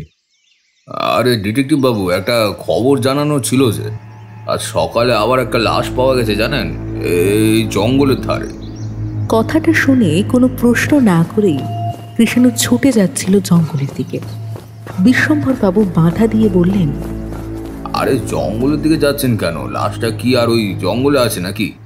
ও তো এতক্ষণে নিয়ে চলে গেছে শ্মশানে। সে কি কথা, এর মধ্যেই চলে গেল? বড্ড তাড়াহুড়ো হয়ে গেল না? আর আপনি কি দেখেছেন নিয়ে যেতে? না তা আমি দেখিনি, তবে ওরা আলোচনা করছিল শুনতে পেলাম। কৃষাণু আবার দৌড়তে লাগলো সামনের দিকে।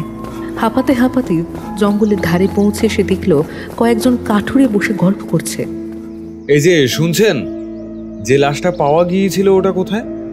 কেন, লাশ আপনার কি দরকার? কে আপনি? সেটা ইম্পর্টেন্ট বিষয় নয়, তবে ওই লাশটা মানে বডিটা খুব দরকার ছিল, বিশ্বাস করুন। প্লিজ বলুন না, নিয়ে যাওয়া হয়েছে? কোথায় আবার গ্রামে শ্মশান, আর এতক্ষণ চলেও গেছে হয়তো। আচ্ছা শ্মশানটা কোথায়? গ্রামের শেষ প্রান্তে, নদীর ধারে। আচ্ছা লাশটা কার ছিল বলতে পারবেন? পাশের গ্রামের একটা ছেলের, নাম জানি না, তবে আমাদের গ্রামের কিছু লোক ওকে চিনতে পেরেছে। কৃষাণু দৌড়ে শ্মশানের দিকে যাচ্ছিল এবং তা বুঝতে পেরেই একজন লোক বলল, তা আপনি কি শ্মশানে যাচ্ছেন নাকি বাবু? হ্যাঁ এক্ষুনি যেতে হবে আমাকে। এইভাবে হেঁটে গেলে পৌঁছাবেন কি? দেখুন, হতেই পারে দেহটা এখনো জ্বালানো হয়নি, হয়তো দেখা পেলেও পেতে পারেন, তবে হেঁটে গেলে সেই সম্ভাবনা আর থাকবে না। প্রায় 4 কিলোমিটারের পথ। চলেন আমার সাথে, আমার ঠেলা গাড়িতে ছেড়ে দেব। ঠেলা গাড়িতে যেতে যেতে লোকটিকে কৃষাণু জিজ্ঞাসা করলো, আচ্ছা লাশটিকে প্রথম কে দেখেছিল? আমি আর হরি। তারপর সবাইকে ডাকলাম, আর কিছুক্ষণেই কর্তাবাবু এলেন, মানে জমিদার বিশ্বম্বর বাবু। এই সকালে যেমন হাঁটতে আসেন তেমনই এসছিলেন, তবে লাশটা দেখেই বললেন তাড়াতাড়ি জ্বালিয়ে দিতে। কি, বিশ্বম্বর বাবু লাশ জ্বালিয়ে দিতে বলেছেন? হ্যাঁ তো, আর সেই শুনেই তো সবাই তাড়াতাড়ি করে লাশটা নিয়ে গেল।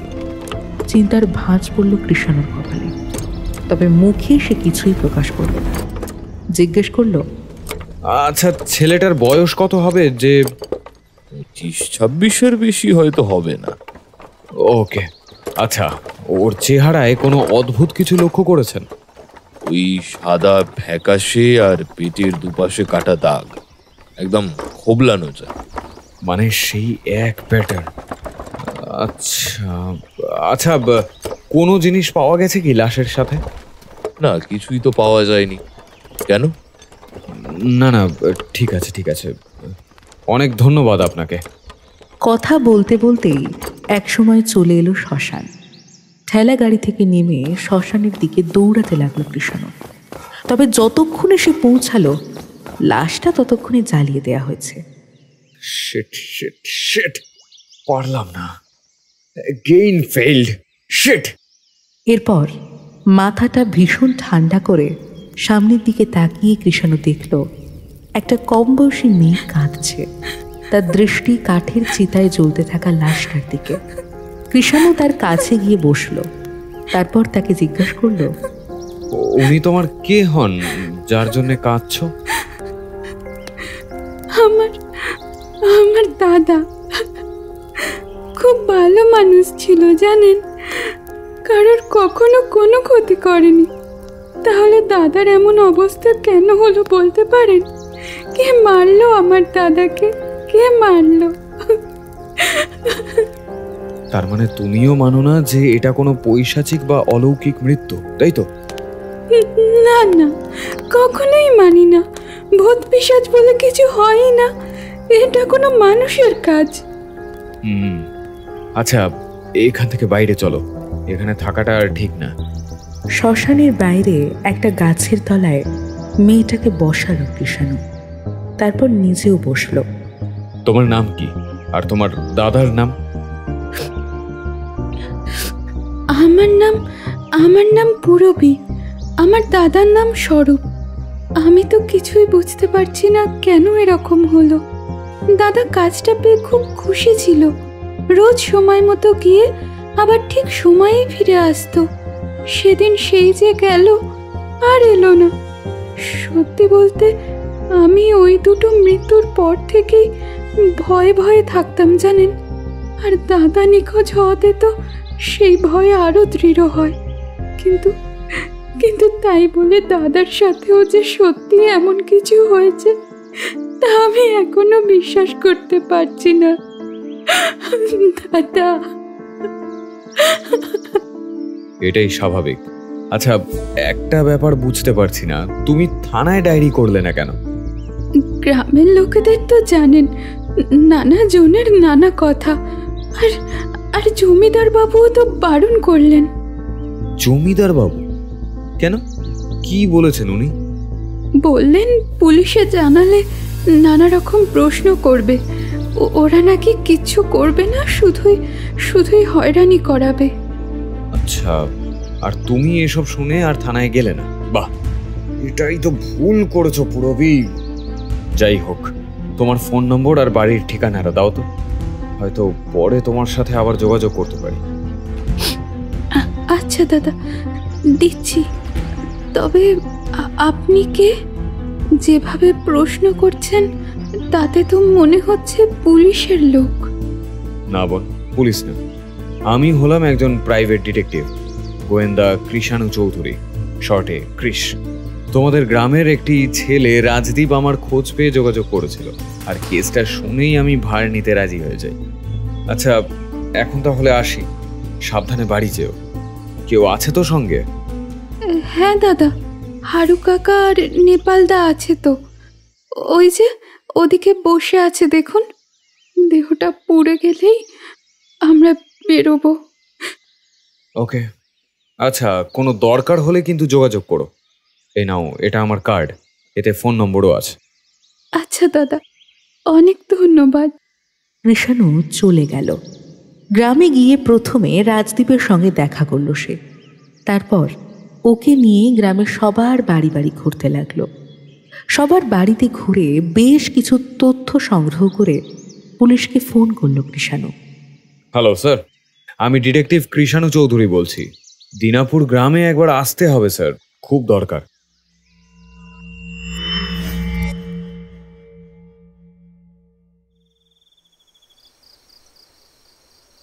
রায়চৌধুরী বাড়িতে ফিরেই বন্যাকে প্ল্যানের কথা সবটা জানালো কৃষাণু। সব শুনে বন্যা বলল, এই প্ল্যানটার মাধ্যমে কি চতুর্থ খুনটা আটকাতে পারবি? জানি না, কোনো গ্যারেন্টি নেই, তবে আমার বিশ্বাস এতে কিছু ক্লু তো সামনে আসবেই।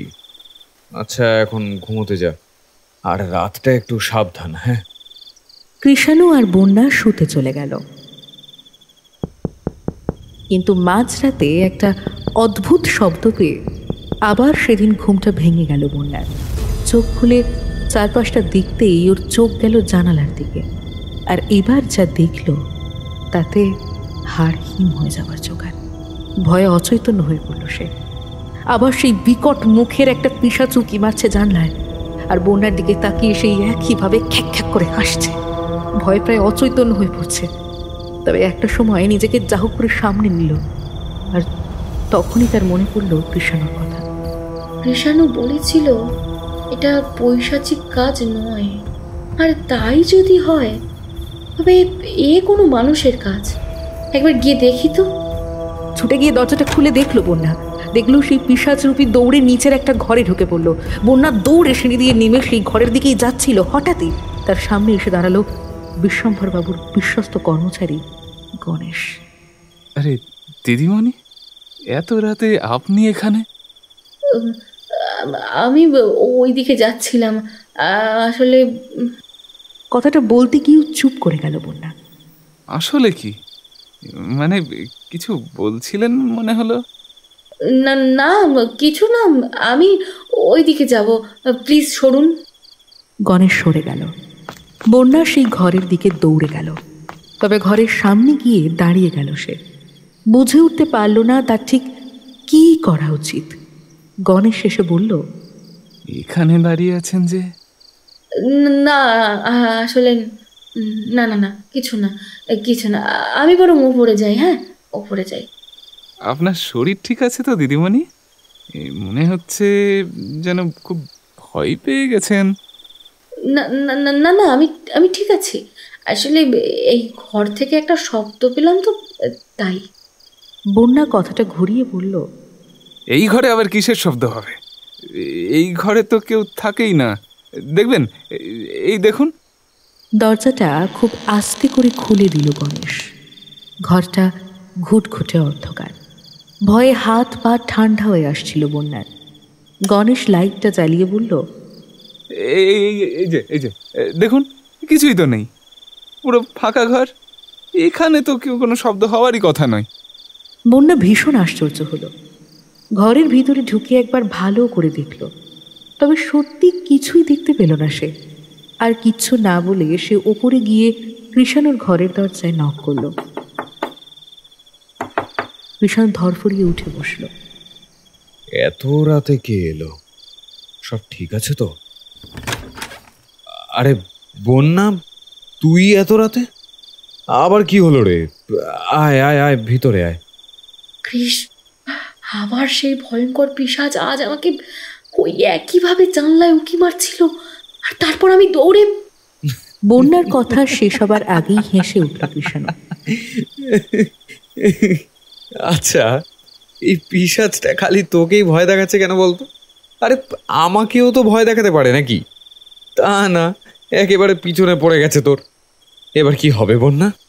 কৃষ, this is not a joke, please be serious. এই সরি। আচ্ছা, ভালো করে বলবি কি হয়েছে? কৃষাণুকে ভালো করে সবটাই বলল বন্যা। দেখ, আমি আবারও একই কথা বলবো, কেউ বারবার এটাই প্রমাণ করার চেষ্টা করে চলেছে যে বিষয়টা পৈশাচিক, কোনো পিশাচ এই কাজ করছে। তবে আমি যে মানব না বন্যা, আগেও মানিনি, আর এখন তো প্রশ্নই উঠছে না, কারণ পূরবী আমাকে এমন কিছু বলেছে যাতে আমার সন্দেহ আরও দৃঢ় হয়েছে। শুনবি সেটা কি? অবশ্যই, আমি তো শুনতেই চাই। তুই তো কিছু বলতে চাস না আমাকে। আচ্ছা, কাল সকালে সব বলছি, এখন ঘুমোতে যা প্লিজ, অ্যান্ড ট্রাস্ট মি, কোনো ভয় নেই, নিশ্চিন্তে ঘুমো। বন্যা আর কিচ্ছু না বলে পাশের ঘরে ঘুমোতে চলে গেল। তবে পরের দিন সকালে উঠেই কৃষাণুর ঘরে এসে ওকে জিজ্ঞেস করল, আচ্ছা, এখন কি বলবি কাল রাতে যেটা বলতে গিয়েও বললি না?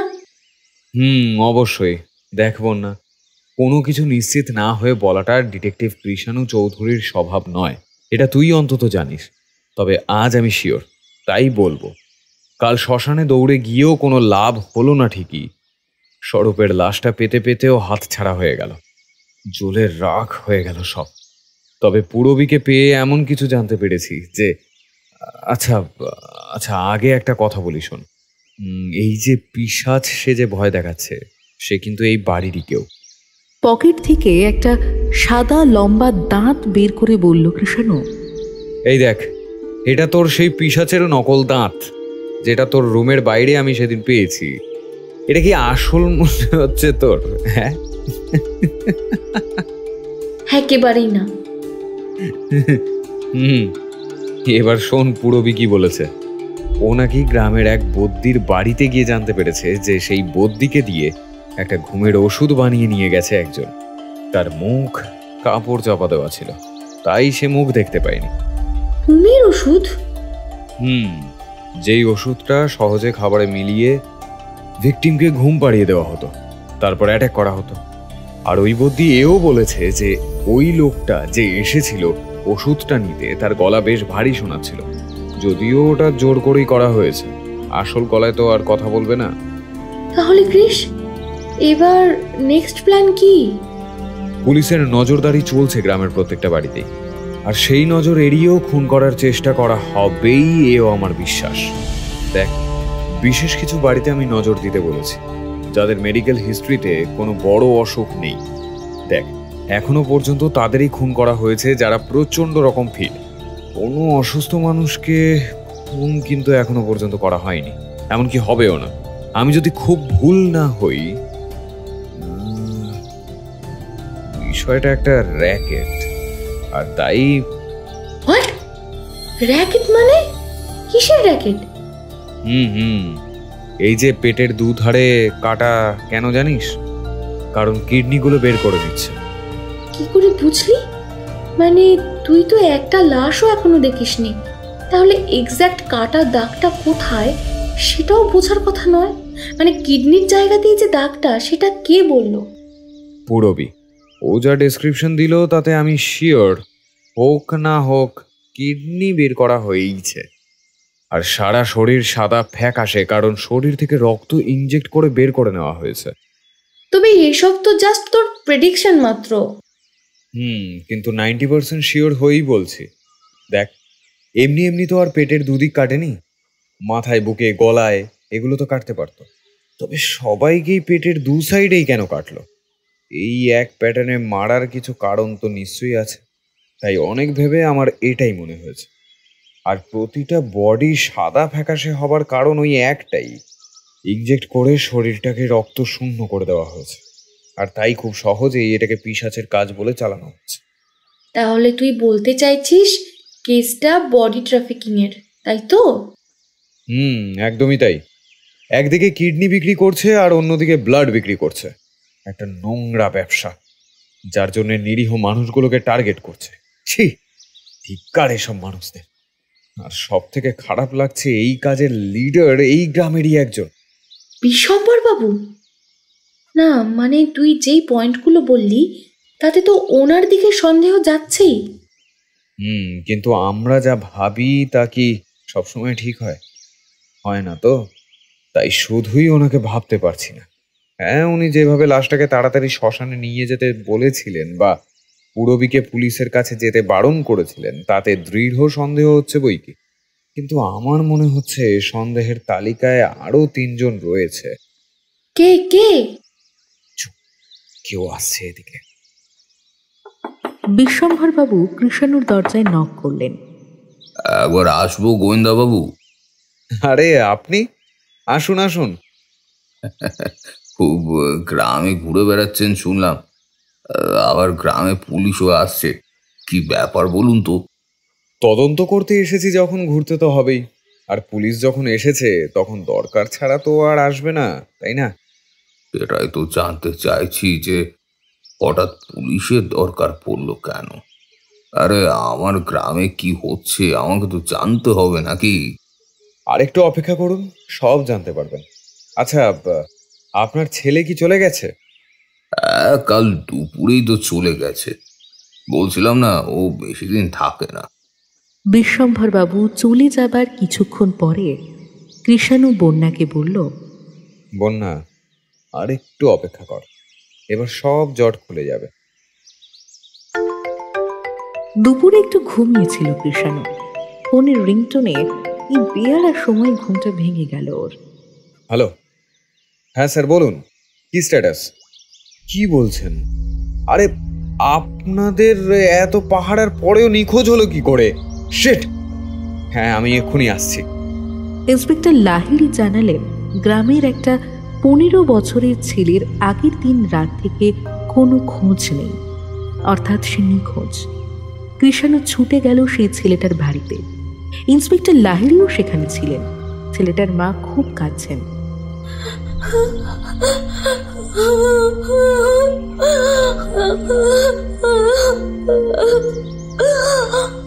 কৃষাণু জবাব করে তাকে থামিয়ে বলল, এভাবে কান্নাকাটি করলেও তো আপনার ছেলেকে পাবো না, তাই না? একটু শান্ত হন প্লিজ।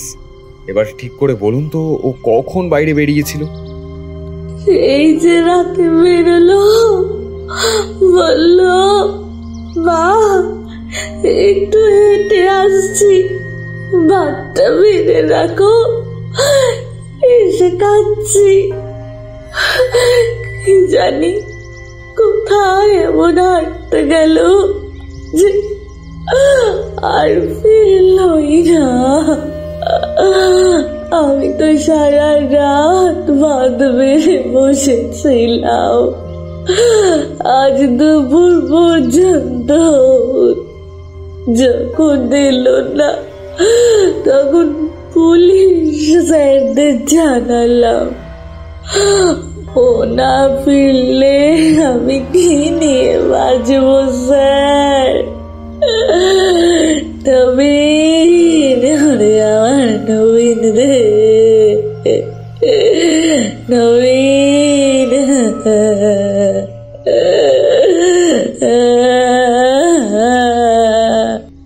কৃষাণুর ফোনটা আবার বেজে উঠল।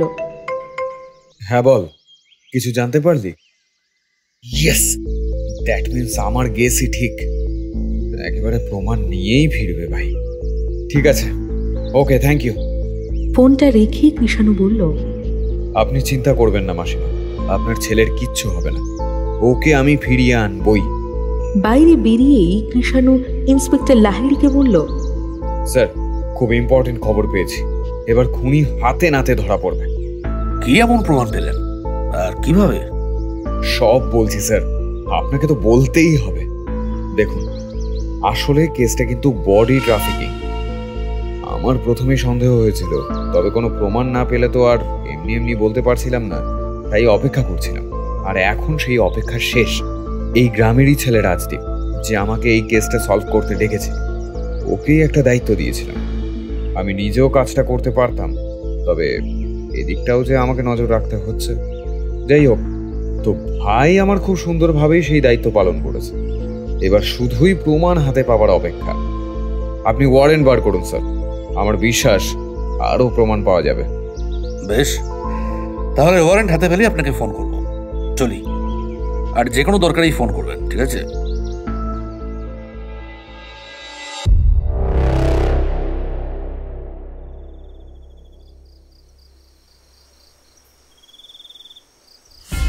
সেদিন রাতেই কৃষাণু যখন রায়চৌধুরী বাড়িতে ফিরছিল, আবার ওকে কেউ অ্যাটাক করে।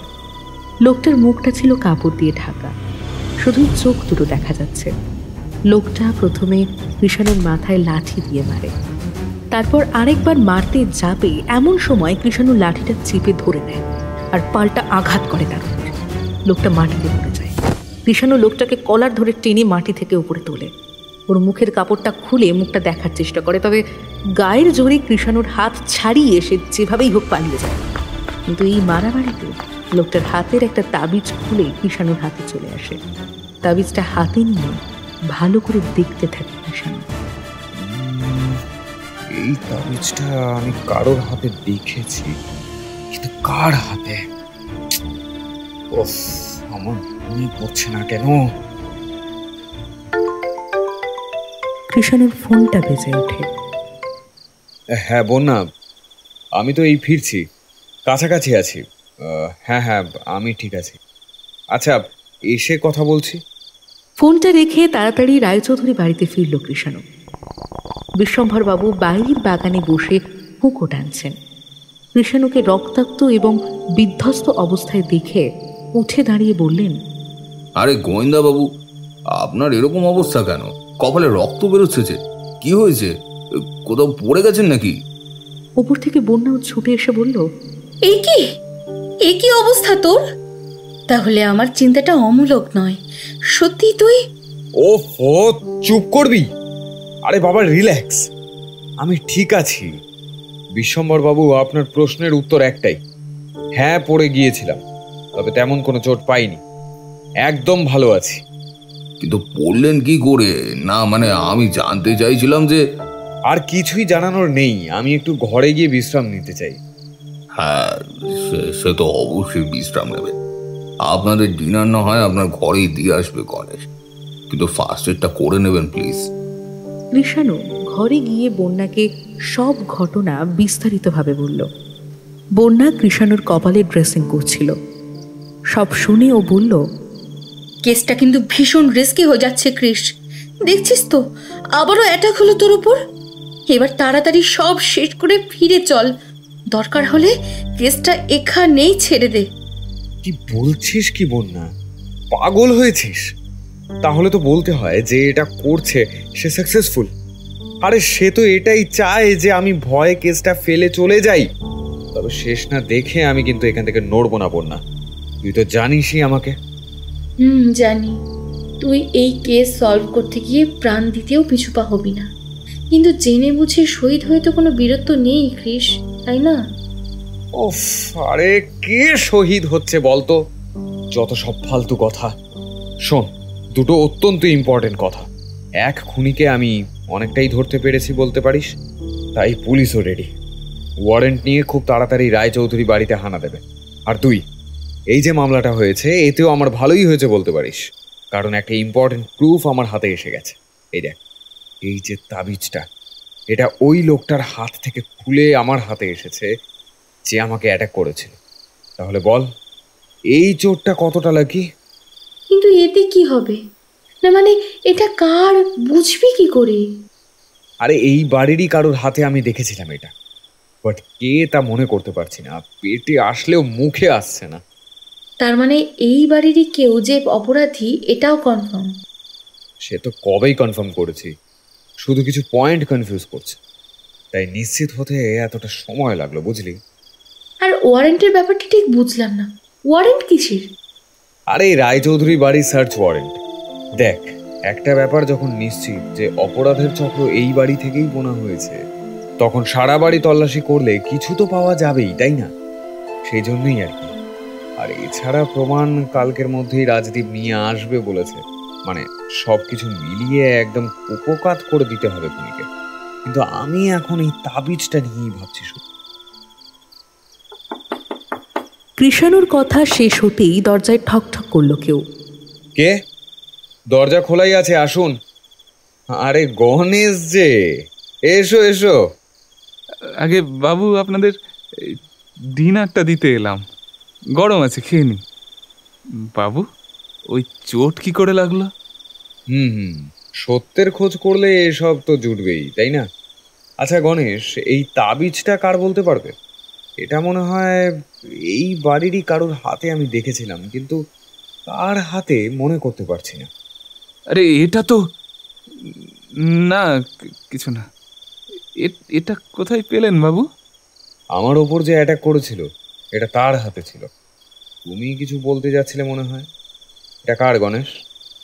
গণেশ কিছুক্ষণ চুপ থেকে তারপর কিছুটা যেন এড়িয়ে গিয়ে বলল, আমি কি করে জানবো বাবু কার জিনিস? আচ্ছা বাবু, আমাকে এখন কর্তার কাছে যেতে হবে, আমি আসি। হ্যাঁ। তাড়াহুড়ো করে চলে গেল গণেশ। কৃষাণুর কৌতূহল আরো বেড়ে গেল। বন্যা হেসে বলল, যেভাবে এড়িয়ে চলে গেল তাতে তো মনে হচ্ছে তাবিজটা এই গণেশেরই। এর কোনো মানে নেই বন্যা, এর পিছনে কিন্তু অন্য কারণও থাকতে পারে। হয়তো ও এটা জানে কার, তাই তাকে বাঁচাতে চাইছে। তবে কে হতে পারে সে? রাতে শুয়ে শুয়েও কৃষাণু তাবিজটার কথাই ভেবে চলেছে। তখনই মনে পড়ল প্রথম দিনের কথা। নিজের মনে মনেই বলল, আরে যেদিন আসলাম সেদিন তো এক্ষুনি যেতে হবে আমাকে। বিছানা থেকে এক লাফে নিচে নেমে ঘরের দরজা খুলে সোজা সিঁড়ি দিয়ে একতলায় একটা ঘরের দরজার দিকে নক করল কুষাণু। ঘরটা রমেন দাসের। দরজাটা খুলে আশ্চর্য হয়ে রমেন বলল, আরে দাদাবাবু, আপনি আমার ঘরে কি ব্যাপার? খাবার দিয়ে এসেছে তো গণেশ। আসলে আমার শরীরটা ভালো নেই, তাই একটু তাড়াতাড়ি শুয়ে পড়েছি। সে ঠিক আছে, কিন্তু বিষয়টা অন্যরকম না তো? মানে কোথাও পড়ে যাওনি তো? কপালে একটা কাটার দাগ দেখছি, যেন পড়ে গিয়ে ছড়ে ঠরে গেছে। রমেন কেমন যেন ঘাবড়ে গিয়ে বলল, কি? না তো, কোথায়? আমি যা দেখার দেখে নিয়েছি রমেনদা, এবার তুমি দেখে বলো এটা চেনো কিনা। তাবিজটা দেখে রমেনের মুখ থেকে আর যেন কোনো কথা বেরোচ্ছিল না। কৃষ্ণ হেসে বলল, আরে এত ঘাবড়ে যাচ্ছ কেন? ভয় নেই, আমি কিচ্ছু করব না। তুমি শুধু সত্যিটা বলো, কেন অ্যাটাক করলে আমায়? কে বলেছিল? নাকি তুমি নিজেই জড়িয়ে আছো এই নোংরা খেলায়? হয়তো তুমি খুনগুলো। না বাবু, এ কি বলছেন আপনি? আমি খুন করব? একটা পিঁপড়ে মারতেও আমার হাত কাঁপে। আমি কোনো খেলায় জড়িয়ে নেই, বিশ্বাস করুন বাবু, আমি কোনো খারাপ কাজ করিনি। তবে কে জড়িয়ে আছে তা তো জানোই, তাই না? আর তার কথাতেই তো আমাকে মারতে গিয়েছিলে। এবার তুমি যদি সত্যি অনেস্ট হও, মানে সৎ আর কি, তাহলে আসল অপরাধীর নাম বলো আমাকে। যদিও আমি খুব তাড়াতাড়ি অফিসিয়ালি তা জেনেই যাব, তবে এই মুহূর্তে আমাকে সবটা বলো প্লিজ। যে নিখোঁজ হয়েছে তাকেও তো ফিরিয়ে আনতে হবে। তুমি নিশ্চয়ই জানো সে কোথায় আছে। প্লিজ রমেনদা, বলো না ছেলেটা কোথায় আছে। ছেলেটার প্রাণ বাঁচাতে দাও আমাকে প্লিজ। আমার চাকরিটা থাকবে তো বাবু? দেখুন, আমি সব বলবো আপনাকে, কিন্তু আমার রুজি রোজগার চলে গেলে আমাকে পথে বসতে হবে বাবু। ওসব তুমি আমার উপরে ছেড়ে দাও রমেনদা, আমি আছি তো। সততার সাথে থেকো, দেখবে সব ভালো হবে। তাই যেন হয় বাবু। আচ্ছা, দরজাটা বন্ধ করছি। দরজা বন্ধ করে কৃষাণুকে সব বলল রমেন।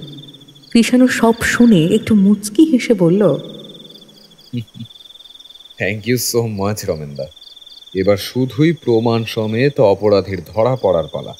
আর সাক্ষী তো তুমি আছোই। চললাম, দরজাটা ভালো করে বন্ধ করে নাও আর লম্বা ঘুম দাও।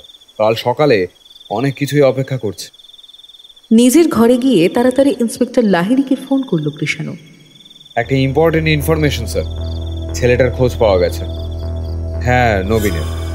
এক্ষুনি বেরোতে হবে স্যার, না হলে চতুর্থ খুনটাও আটকানো যাবে না। হ্যাঁ হ্যাঁ স্যার, আমিও আসছি। নবীনকে যথাস্থান থেকে যথাসময়ে পুলিশ রেস্কিউ করল। সাথে কৃষাণুও ছিল। সঙ্গে ধরা পড়ল আরও কয়েকটা ছেলে যারা নবীনকে আটকে রেখেছিল। তাদেরই একজন জানায় যে আর একটু দেরি হলেই নবীনকে আর বাঁচানো সম্ভব হতো না। স্বস্তির নিঃশ্বাস ছাড়ল কৃষাণু। ইন্সপেক্টর লাহিড়িকে বলল, স্যার, আজ শান্তিতে ঘুমোবো। এক মায়ের কাছে যে তার ছেলেকে ফেরাতে পারলাম, এই যে এক পরম তৃপ্তি। যাও নবীন, তোমার মা অপেক্ষা করছে। নতুন জীবন সেলিব্রেট করো। স্যার, কালকেই তাহলে দেখা হচ্ছে। রাজদীপ ফোন করেছিল, ও প্রমাণ নিয়ে বেরিয়ে পড়েছে। গুড। এদিকে এই ছেলেগুলোর কাছে কিছু তথ্য পাওয়া যাবে, মানে অপরাধী আমাদের জালে পুরোপুরি আটকে গেছে, এটা বলতেই পারি। কি বলুন? বাড়ি গিয়ে শান্তিতে ঘুমিয়ে পড়ল কৃষাণু।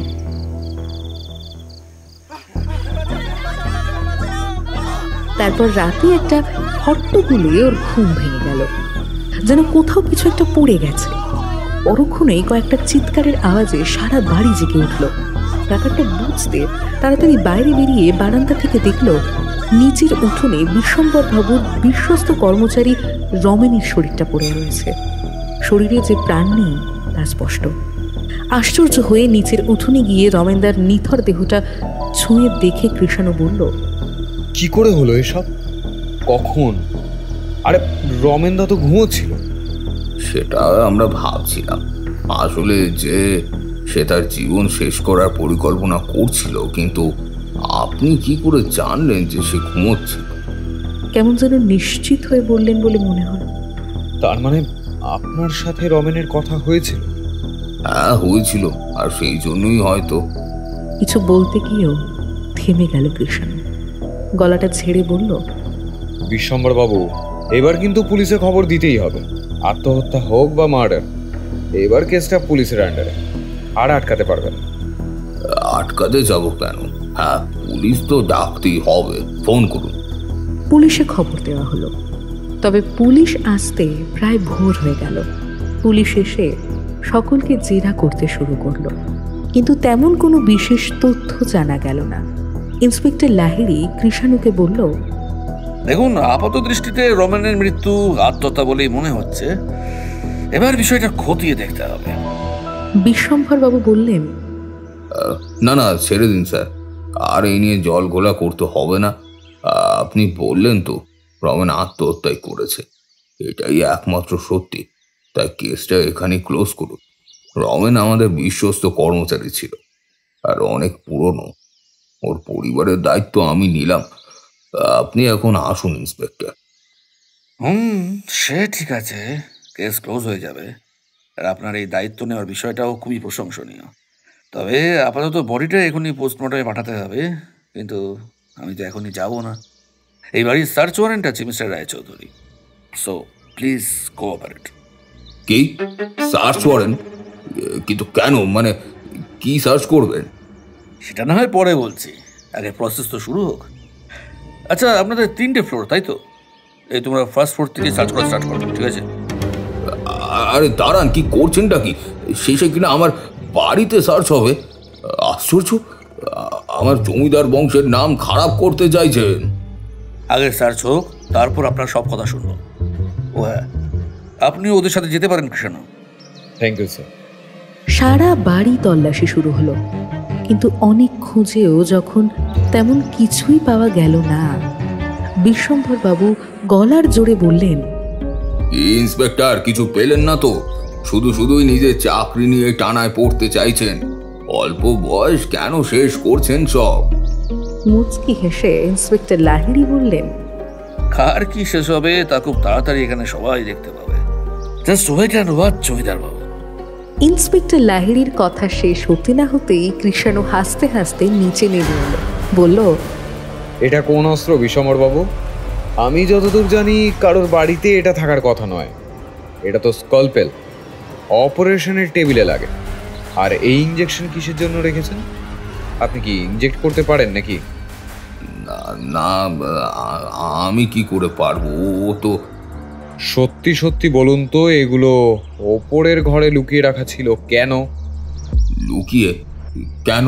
লুকিয়ে রাখা থাকবে কেন? এমনি ছিল, হয়তো কেউ রেখেছে ভুল করে। তাই দেখুন, ফালতু কথা না বলে সত্যি সত্যি বলুন, এগুলো কোন কাজে ব্যবহার করেছেন বলুন। আমি জানি না, আর কি করেই বা জানবো? ওপরে তো আমি থাকি না, আর যাইও না। ওপরে তো পলাশ থাকে। কথাটা বলেই চুপ করে গেলেন তিনি। তারপর বললেন, না, মানে পলাশও তো সেভাবে থাকে না, ও তো আসে আর চলে যায়। কিন্তু যতটুকু সময় থাকে তাতে কোনো কুকীর্তি করা কি খুব অসম্ভব? কেন বলছেন এসব? পলাশ কুকীর্তি করতে যাবে কেন? শহরে ওর ব্যবসা যথেষ্ট ভালো চলছে। হ্যাঁ, সে খবর আমি পেয়েছি, আর সেটাই তো চিন্তার কারণ। চিন্তার কারণ কেন? আপনি এখনো বুঝতে পারছেন না? বেশ, তবে বুঝিয়ে বলি। আরে পলাশের ব্যবসা ভালো চলছে বলেই তো একটার পর একটা খুন হয়ে চলেছে। যা পারছেন তাই বলে যাচ্ছেন নাকি? আচ্ছা, এমনিই বলছি, তাই তো? বেশ, তবে বলুন, এই ইঞ্জেকশন, স্কলপেল, এগুলো আপনার ছেলের ঘরে কি করে এলো? আপনি বললেন ভুল করে এগুলো কেউ রেখে দিয়েছে। তা ভুল করে কেউ কারোর ব্যক্তিগত আলমারিতে এগুলো কি করে রাখবে? কি হলো বলুন? এখানে সবাই সত্যিটা জানতে চায়, আর লুকিয়ে লাভ নেই বিশ্বম্বর বাবু, প্লিজ বলুন। বিশ্বম্ভরবাবু চুপ করেই রইলেন। এদিকে রমেনের বডিকে পোস্টমর্টমের জন্য নিয়ে যাওয়া হচ্ছে। আর তারপর এক চেনা স্বরে চমকে তাকালো কৃষাণু। সামনে রাজদীপ দাঁড়িয়ে। দাদা, সব প্রুফ নিয়ে এসছি। The serial killing case is over. যদিও কেসটা সিরিয়াল কিলিং নয়, আসলে তো বডি ট্রাফিকিং। ইয়েস, একদম ঠিক বলেছ রাজদীপ। আপাত দৃষ্টিতে মনে হচ্ছে এটা একটা কোনো প্যাটার্নে পরপর সিরিয়াল ওয়াইজ খুনগুলো করা হচ্ছে, অথচ ভিকটিমদের সাথে খুনির কোনো শত্রুতা নেই। নিরপরাধ মানুষগুলোর অসহায়ভাবেই খুন হয়েই চলেছে। আসলে তো উদ্দেশ্য কোনো প্রতিশোধ নয়, উদ্দেশ্য হলো মোটা টাকা ইনকাম। তাই অসহায় মানুষগুলোকে টার্গেট করে ওদের ফাঁদে ফেলে এক এক করে সবাইকে মেরে ওদের কিডনিগুলো শরীর থেকে বের করে পাচার করা হচ্ছিল শহরে। এমনকি শরীর থেকে সমস্ত রক্ত বার করে রক্ত শূন্য করে দিয়ে সেই রক্ত বোতলে করে শহরে পাঠানো হচ্ছিল। আর এই চোরা কারবারের লক্ষ লক্ষ টাকা উপার্জন করছিল পলাশ রায়চৌধুরী আর তার টিম। এই যে এত গল্প বলছেন, কি প্রমাণ আছে তা আপনার কাছে? প্রমাণ নেই বলছেন? আচ্ছা, প্রমাণ ছাড়া এমনি এমনি কি এসব বলবো আমি? রাজদীপ, প্রমাণগুলো দেখিয়ে দাও।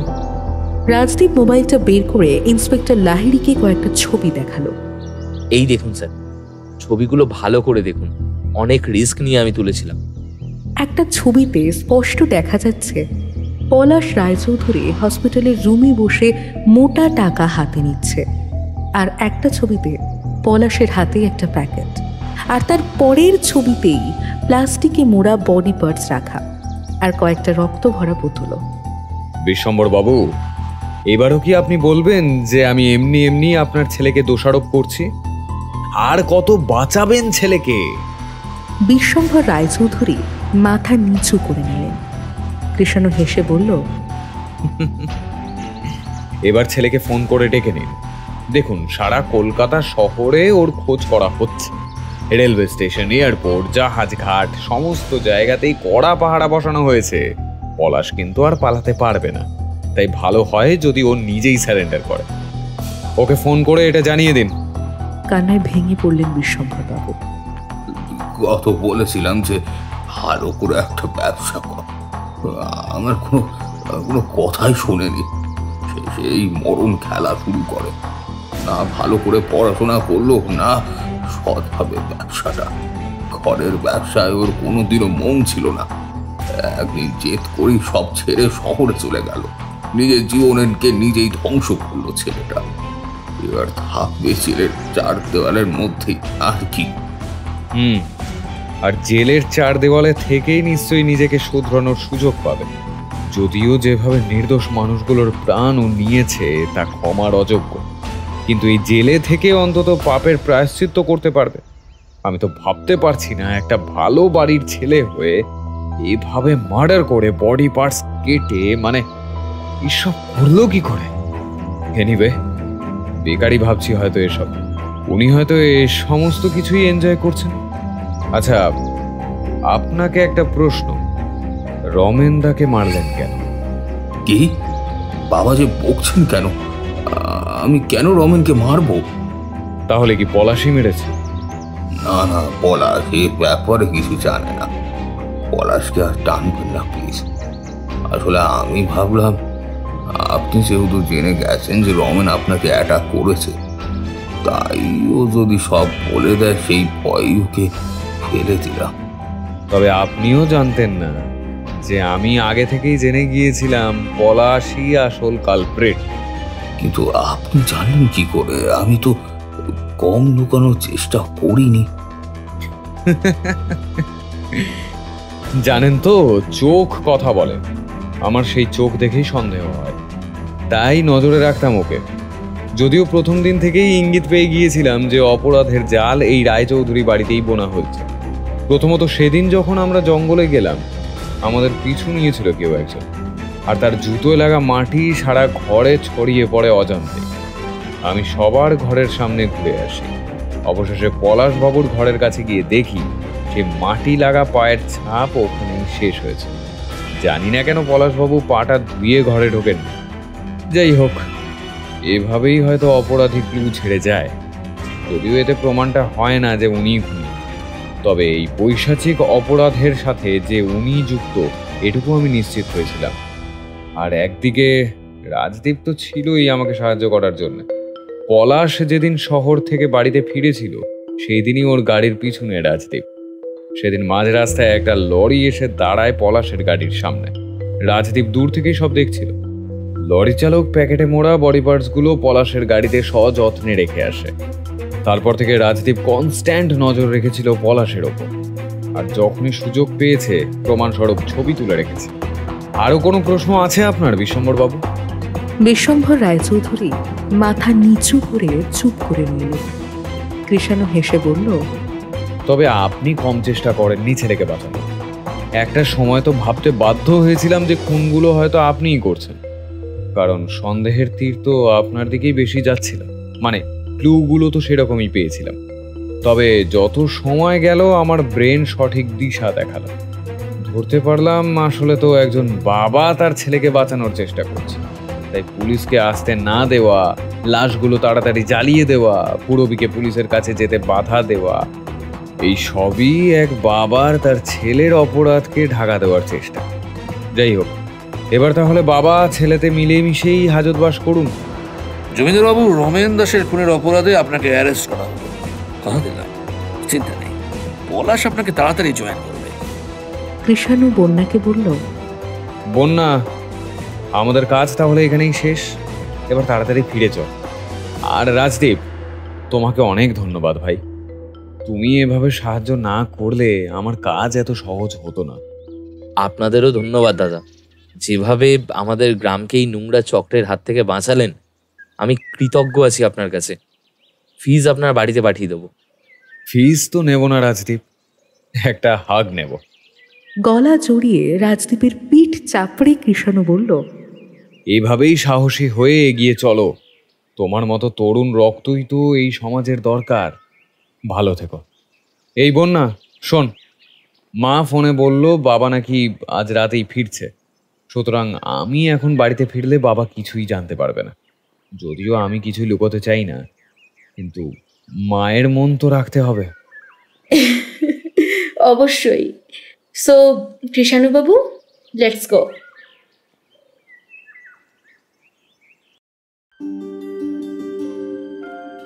শেষ হলো আমাদের আজকের নিবেদন দিনাপুরের হত্যা রহস্য। গল্পে কথকের ভূমিকায় খুশি, কৃষের চরিত্রে মিমো, বন্যা পিয়ালি, সাগরিকা খুশি, রাজদীপ এবং লোকের ভূমিকায় সৌরভ রয়, পলাশের চরিত্রে সৌরভ, ময়না প্রান্তিকা, বিশ্বম্ভরবাবু দিব্যেন্দু, রমেন শুভদীপ, গণেশ অমিত, পুরবী দেবস্মিতা, ছেলেটির মা প্রান্তিকা, ইন্সপেক্টর লাহিড়ী সৌরভ সাহা এবং আবহে দেবদত্ত। গল্পটি কেমন লাগলো জানাতে ভুলবেন না নিচে থাকা কমেন্ট বক্সে।